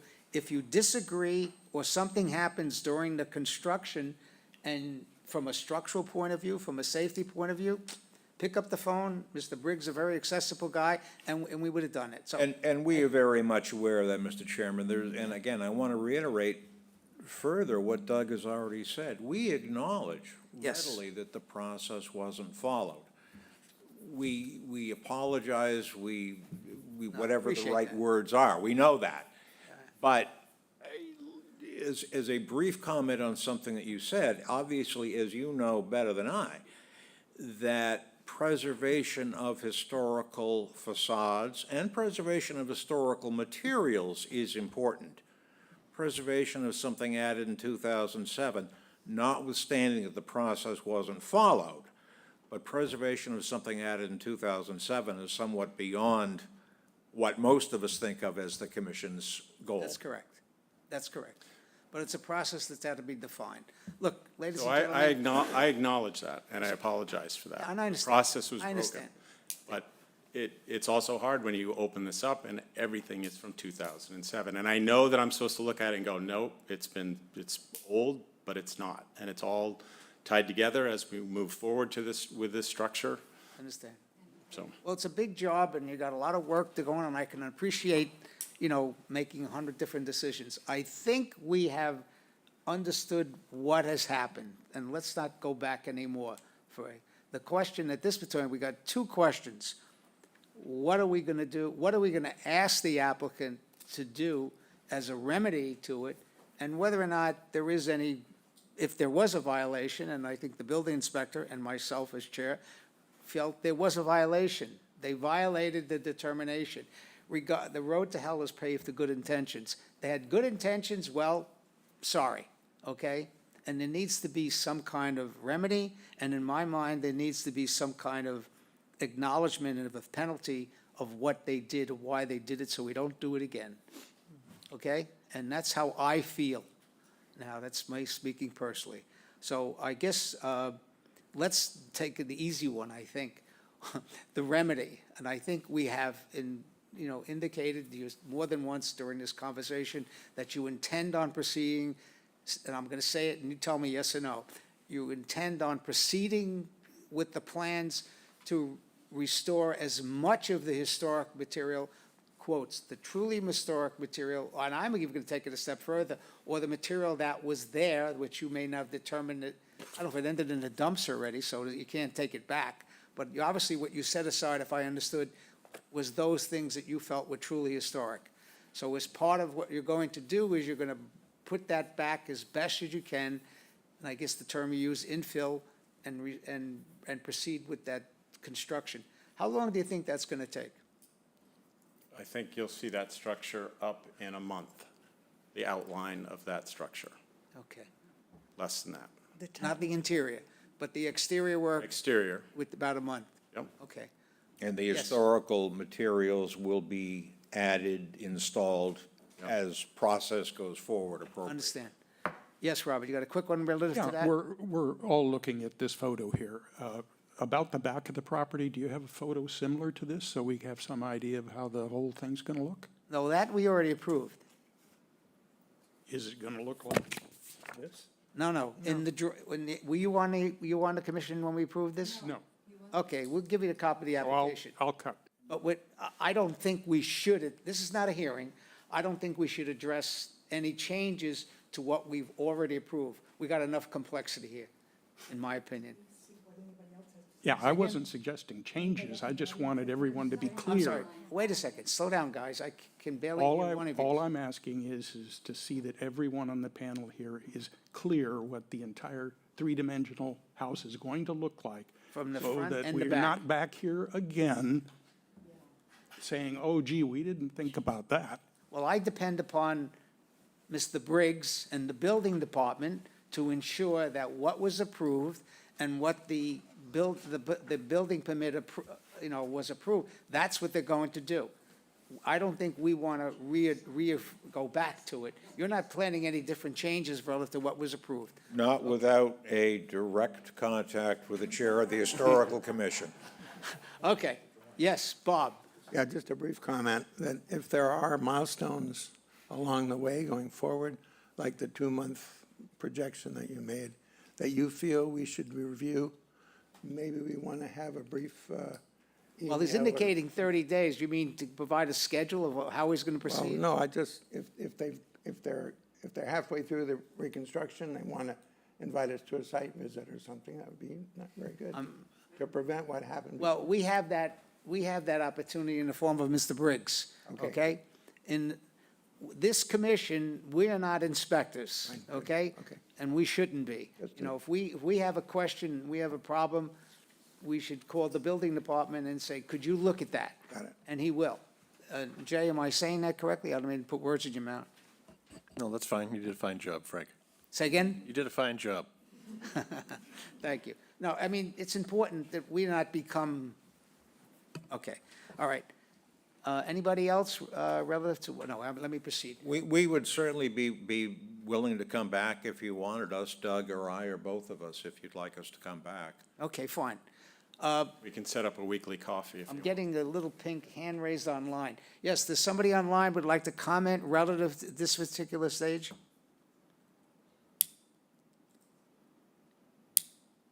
Yes, I would. Yes, what, can you introduce yourself, please? Hi, my name is Bibi Hunt. I own a house, 126 Shore Road, 2 doors away from the property you've been discussing. I'll be very brief. I don't want to get involved in blame. Everybody can take that up for months if they want to. Enough's been said for this morning about blame. Now, I'm interested in the future. I like the picture of what they're going to do with the house, but I've seen enough strange appendages along Shore Road to I'm still a little leery. Just because this is the picture, that doesn't mean it's going to remain that. Who's going to say they won't put on a big porte cochere or decide to have a big circle drive and balconies all the way around? Just because we've seen that picture now, I think, was it Nancy said we needed to have in writing what's going to happen. And I know that you're going to use as many historic materials that were saved as possible. And I know that right now they intend to make it look like an historic home. I just don't know what guarantee we have that what we're going to have is what there is in the picture. And it's important that Shore Road look. Can I answer your question? Can I answer a question? Yeah, and if I understand your question, and I apologize, it's always difficult to hear through with when they're online. You're concerned that the applicant is going to put in the historical elements and that it's going to look exactly the way he's showing in the picture. Is that correct, ma'am? Yes.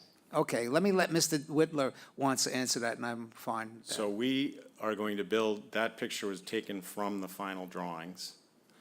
We are going to build to that, and Jay Briggs is going to make sure that we build to that. This has been submitted, a permit has been issued, and I can't suddenly expand the footprint or change the design because it's been accepted. Hopefully that answers the question, and I think this issue came up here. The question of how the town of Chatham performs its activity, we perform it through the building department, community development, and the building inspector. And Mr. Briggs is the enforcer, if you will, and he has the enforcement agency to ensure that what was approved, which drawings are approved, in fact, are done the way it is. I know, as Jay Wood said, he'd like to believe we get 100% compliance with everything that goes on, but it usually isn't, and there are always changes, and that's part of the process, so. And hopefully we answered again, the if I question. could, Yes, Nancy. the specific elevations are referenced in the ZBA decision, and Jay's Yes. charged with enforcing that. So no porte cocheres, no porticos, no ports or anything else. No changes, yes. Sorry, just to clarify, because she mentioned what I had said, I think we're very safe with knowing that the plans are going to be followed. That is what has been approved by all the boards, and we have Jay and everybody. I think what I was recommending or thinking is that even now, that we specify what our expectation is of the historical materials, which you may not see, that are going to be what is going to happen, so that it is the front wall the way we see, it is the wall that has been flaked. Is that the sum total of what we're expecting? I think we should outline. I feel like that's what you've basically said. Would you like to write something up? Well, I would like to have somebody outline in writing what the remedy is. We are going to do the front wall, the side wall that's flaked, the chimney, whatever it is, So the what's front coming wall back. is being saved. The sidewall was flaked, it will be put back up, and those are the only elements. That's it, that's all we're getting. Okay, well, that's what But I those just are want to the be only clear on. historic That's all we're elements. getting is the front and That's our side wall. expectation, so I just think that we The should. chimney's gone, everything else is gone. Chimney was built in So I would, if we 07. make a motion, I would recommend that maybe we, if we're going to have a motion to accept this, I don't know how we're going to handle it. I Well- would be happy if we just spelled that out, those two lines, that this is our expectation of what the remedy is, so that everybody's clear, the whole town is clear that when this design comes out, which is going to look very historic, it's also going to have a side wall and a front wall that is historic, and we understand that that's it. Okay. For clarity, Well, quite candidly, that's the easy part of our discussion here, guys, and it's already 12:30. We need to proceed, okay? I think we clearly, in my mind, and if we could generate it in writing before we make a decision to make you happy, Nancy, seriously, I know that, but I think it's clear, the front and side wall. Okay, having said that, can you tell me what you'd like to speak to? Would you speak to the issue of what we're saving? You gotta come up and make it short, Fred, please. We need to move on. I thought I heard originally that the chimney was going to be saved too? Say again? The chimney was going to be saved, in what period? was Chimney's that? gone. It's gone. It's gone. But was it historic too? Well, you know, I don't want to get into that discussion. Okay. The chimney that we approve, which is historically significant, is gone. If we made a mistake and it's not truly historic, we don't make mistakes, okay? We said it's historically significant, it's historically significant. Move on. Got it. You know, what can I tell you? That's it. We don't go through every 2x4 in the house and say, this is historic, that's not historic. You know, I don't get paid enough for that. So, anything else, Fred? That's it. Okay, great. All right, we have determined what is being saved from we've determined what is being saved from the original determination, and that's where you have to judge it, Guy. What did we approve? We approved the whole house except the back. Everything else is gone except the front and the side. They are going to save it, and they're going to proceed in constructing the structure as it was approved in our original determination. I think that's clear, and I'll execute that into writing. The next question is, are we done? Is that it? Should we say that's it, and there is no penalty involved with, I consider, gross negligence? I feel this is gross negligence, and some kind of penalty is necessary. Mr. Chairman, if I could be heard very briefly. I'm sorry, go. If I could be heard very briefly. Yeah, We sure, stopped- absolutely. stopped work effectively 30 days ago. If the commission directs Mr. Briggs to lift the stop work order, it will be, given an upcoming Monday holiday, it will be almost a month to the day. A 30-day at $300 a day penalty is $9,000. I suspect that the cost to Whitler Brothers, in a variety of ways, is considerably in excess of $9,000. So a month of lost work in a prime building time of year, I would see to be a reasonable penalty. I'm not aware of the commission having imposed penalties in the past. And there's also a difference between negligence and intent. Absolutely. And I would simply suggest to you that we've paid a penalty, and I would urge you to respectfully urge you to direct Mr. Briggs to lift the stop work order so that that can be returned to Shore Road sooner rather than later. You know, you sound like you've done this before. Fortunately, I have not. No, I mean the eloquent way you put it, quite honestly. And I'm being facetious, very good, because you're articulating what I'm thinking, and I appreciate that. The only change I would make to that is, you know, we know when the stop work started, okay? I would propose that we lift the stop work in such a way that you begin the work, but the fine will end, not at a date certain, but when it's completed. When the effort, let me finish. When the effort to complete the structure, as we said, in this form, not the interior, is completed. That could be 30 days. I asked the question earlier to Mr. Whitler, how long is it going to take you to do this? And he said about 30 days. To get the shape. And I agree. So I guess what I'm saying, it's the 30 days which we have incurred, plus the 30 days to get it done, which is 60 days. You don't like my I logic? didn't volunteer payment of a fine. I simply said that the legal maximum, as I understand it, is $300 a day. I was by no means suggesting that it be or 30 or 60 days. I was simply explaining that a price has already been paid. Well, I guess I've taken what your suggestion and say I agree with, but I think it should be a penalty, in addition to what you feel that you've already incurred. He's saying that he's One second. incurred, should not happen at all because he's already paid the price as Yes, a builder for I understand his that. work. So he's not making I a understand that, suggestion. I'm not stupid. I understand that, I'm saying I don't agree with it. I think there should be a penalty. Okay, well, let's vote on that. Well, let's discuss it. Yes. I Ladies disagree. and gentlemen. I disagree. It was getting a little testy. Now, slow down, guys. No, I'm not. Slow down. No, not you. Slow down. Yes, Stephanie. I disagree with what you're saying Which one? about having another month's of fine.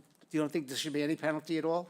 I think they're really penalized by already. Okay, so there'd be no penalty. All right, I'm giving you my position, that I feel there should be a financial penalty based upon the gross negligence. Yes, Sandy? Frank, I was at the original meetings back in February where some of our board members were not. And am I happy with what happened? No. Have we embarrassed Mr. Whitlaw enough? Have we slapped him on the wrist enough? Absolutely. If you want to impose a penalty, make it something, make it half of that. Make it $150 a day.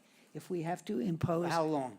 For 30 days. Okay, well, But- that's a good suggestion. Okay, but I also think we need to condition our vote on making sure that we, as Nancy said, that we write down, we have in writing exactly what our expectations are and what will be delivered by Mr. Whitlaw.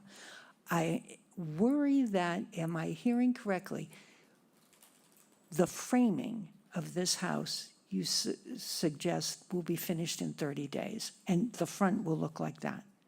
No. No, No, okay. The shape, What- the shape. Just the shape? shape. Okay. Yeah, that That's was what, clear I to me. wasn't sure, and I was thinking, wow, No. that's a really good delivery. It wouldn't, yeah, it would be. No, So, it was clear to me that's what he meant, and Oh, that's how okay. I would write it up. Yes, Bob? I unfortunately have been witness to a few of these things before, and just saying, oh, that's okay, go and move ahead, a little delay is fine for the permit, but it continues to happen. So I do think there should be some kind of a consequence, in addition to waiting out the building permit issue, and something that is, will act as a deterrent, not just force them to make a correction they realized they should have had to make. So I'd be in favor of some, not Again, we're- Do you have anything you would like? substantial, but just significant fine. We're very much aware that this was not done properly. As I indicated, the cost that Mr. and Mrs. Jennings, as beneficiaries of the trust, have already borne in terms of time and expense. I've spent more than 20 minutes on this over the last 20 minutes, and I don't bill as much as you did, Mr. Lear, when you were practicing.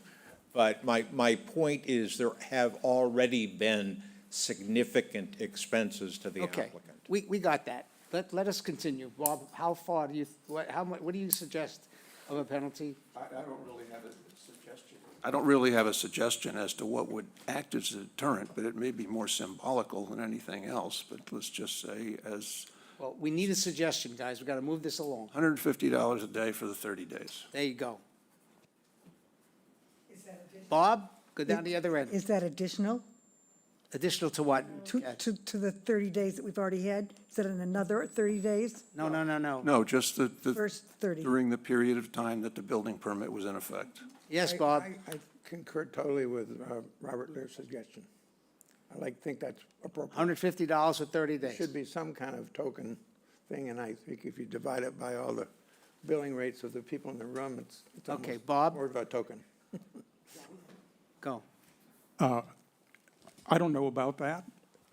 What I would, I'm not going to disagree or agree about trying to penalize them any more than they've been penalized, but I would surely like to see this part of the project become a priority. Well, I As a- think, I would like to see this part of the project become a priority in the whole okay, well, we greater can site. include that in the decision. And that's Okay. just my 2 cents. No, but in terms of a financial penalty, do you believe? I'm not going to comment on that. Well, come on, guys. You want me to do it? Yes, Stephanie, yes, Janet, go. Obviously, they didn't do this on purpose, and incurred significant costs beyond what they ever incorporated in the estimate, and what they gave to the owners I was there for the original meeting. They pointed out to us, right, as Sandy said, what was original and what wasn't, and most of it was pretty new. And if we're going to get into this game, how do we determine what's intentional So- and negligence and carelessness, and, I mean, really? So you're We're saying gonna- no penalty? Yes, oh, they're No, paying a you're saying- penalty. Just hold on. You're saying no additional penalty? I'm saying Thank you very much. they've paid a penalty. Nancy? I would support a penalty for the reasons that Bob laid out, and it's not so much, unfortunately, for this applicant's intent, but I believe we have got to hold, $150 for the 30 ask days? forgiveness rather than permission cannot really, exist, and we have to, I would support some kind of penalty.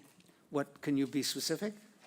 I'll support what Okay, Bob Bob. suggested. Okay, I think we've Although got I think- some kind of, we got to move this along, gentlemen and Well, when the ladies. builders For give those who us- didn't make a decision, I'll make a decision and put forward. Well, the builders I would better move- build that in then. Nancy, Janet, please, you don't just speak out. Yes, it is ridiculous. You can't just speak out. Thank you. Thank you. Thank you very much. Yeah. All right. We seem to have a consensus of approximately $150 for 30 days. Mr. Okay. Chairman, if I could ask for a vote on that? We and will. Particularly in terms I of said Ms. consensus, Hamilton it's not a having vote. left. And that 30 days, today is October 7th, so 14, 15, 20. I haven't yet articulated yet, so give me a second, please. Everybody likes to interrupt around here. Slow down. If we seem to have some kind of a feeling, at least 3 or 4 of us, a consensus, not a vote, Bill, of $150 for 30 days. In the 30 days, we could tie it into when it started, or the 30 days we finished, or the 30 days it's going to take to complete the building. What I would like to do is I will generate with Christina a summary of this discussion for the members to review, and then we'll vote on it at our next meeting, because we don't seem to have ability to come up with a consensus right now. We don't have to do it now. So this effectively, the stop work will remain on order until our next meeting. When's our next meeting? October 21st? Mr. Chairman. Mr. Well, Chairman, we- that's, Let me finish, please. Thank you. Or we could do it another way. A lot of impatient people here, slow down. Or we could do it another way and ask that the stop work be lifted to begin the work which we're approving here, so it moves, and we could still potentially give you some direction as it relates to a penalty. Is that doable? Please. I would take direction from the Okay. commission as to when they want the stop work order lifted. Okay, what I would propose that, because I think there's a consensus that we lift the stop work so they could proceed in the direction of restoring it with the work that we've articulated here, and I'll write it out for you.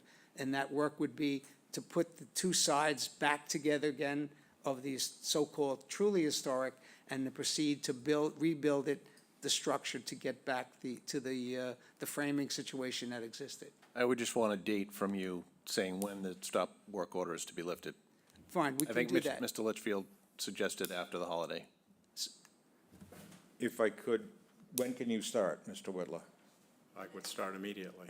Mr. Whitler's ready to go forward. I know, I'm not saying we don't lift it immediately. If you're going to impose a fine that says this has to be built, this Yeah. structure has to be done, I'm going Bill, I'm not saying we hold the stop work. I'm saying, Frank, I'm talking right now. Yeah. I'm going to be done well before 30 days. If you're going to try and impose a I'm sorry, say that again? I'm going to be done well before 30 days if you're going to impose a fine on this structure seeing this design.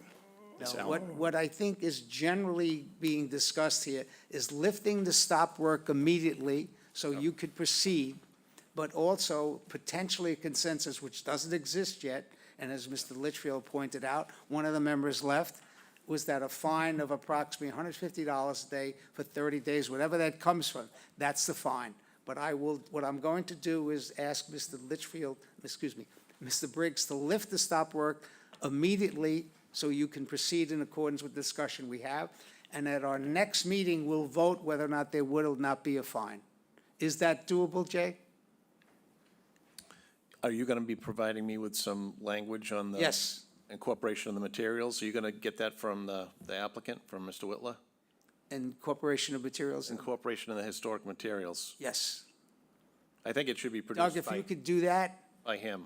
if you could do that pretty well quickly, get that back to Jay, we'll use that as the essence of the lifting to stop work. Okay. And we'll deal with the penalty, if in fact there is a penalty, Bill, at our next meeting. Thank you.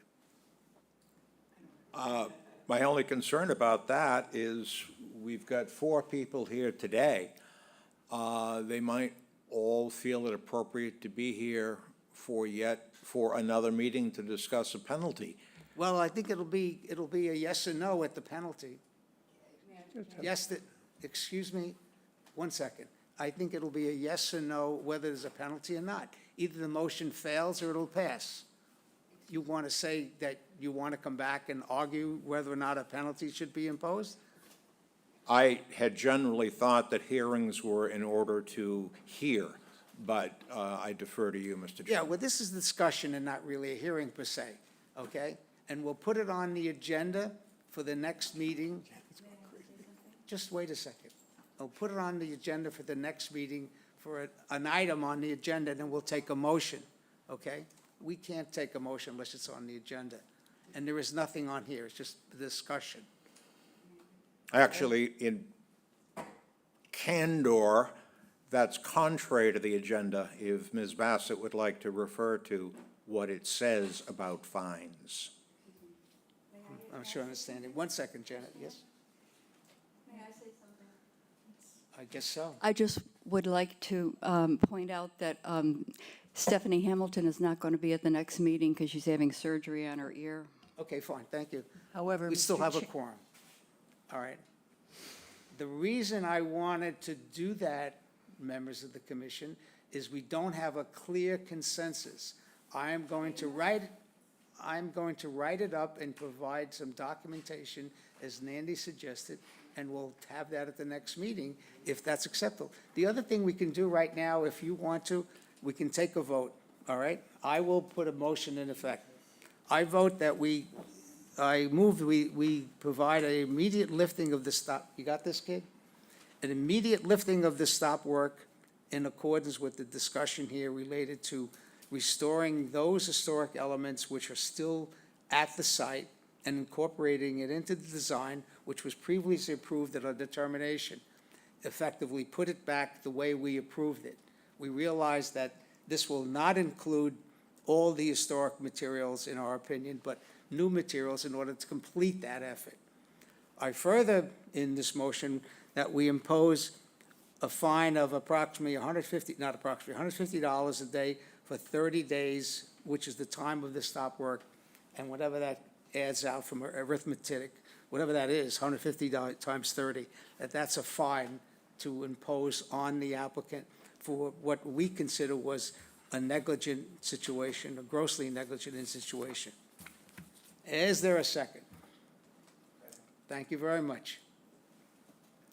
Would be Any 22 discussion? days as of today, Sandy? Mr. Chairman. Any discussion? Sandy, you want to say something? I do. I want to vote on this, and I'll be at the next meeting if this were to come up again. Well- Because I was at the original when this Okay. was approved. All right, but we're voting on this now. Bob, are you okay?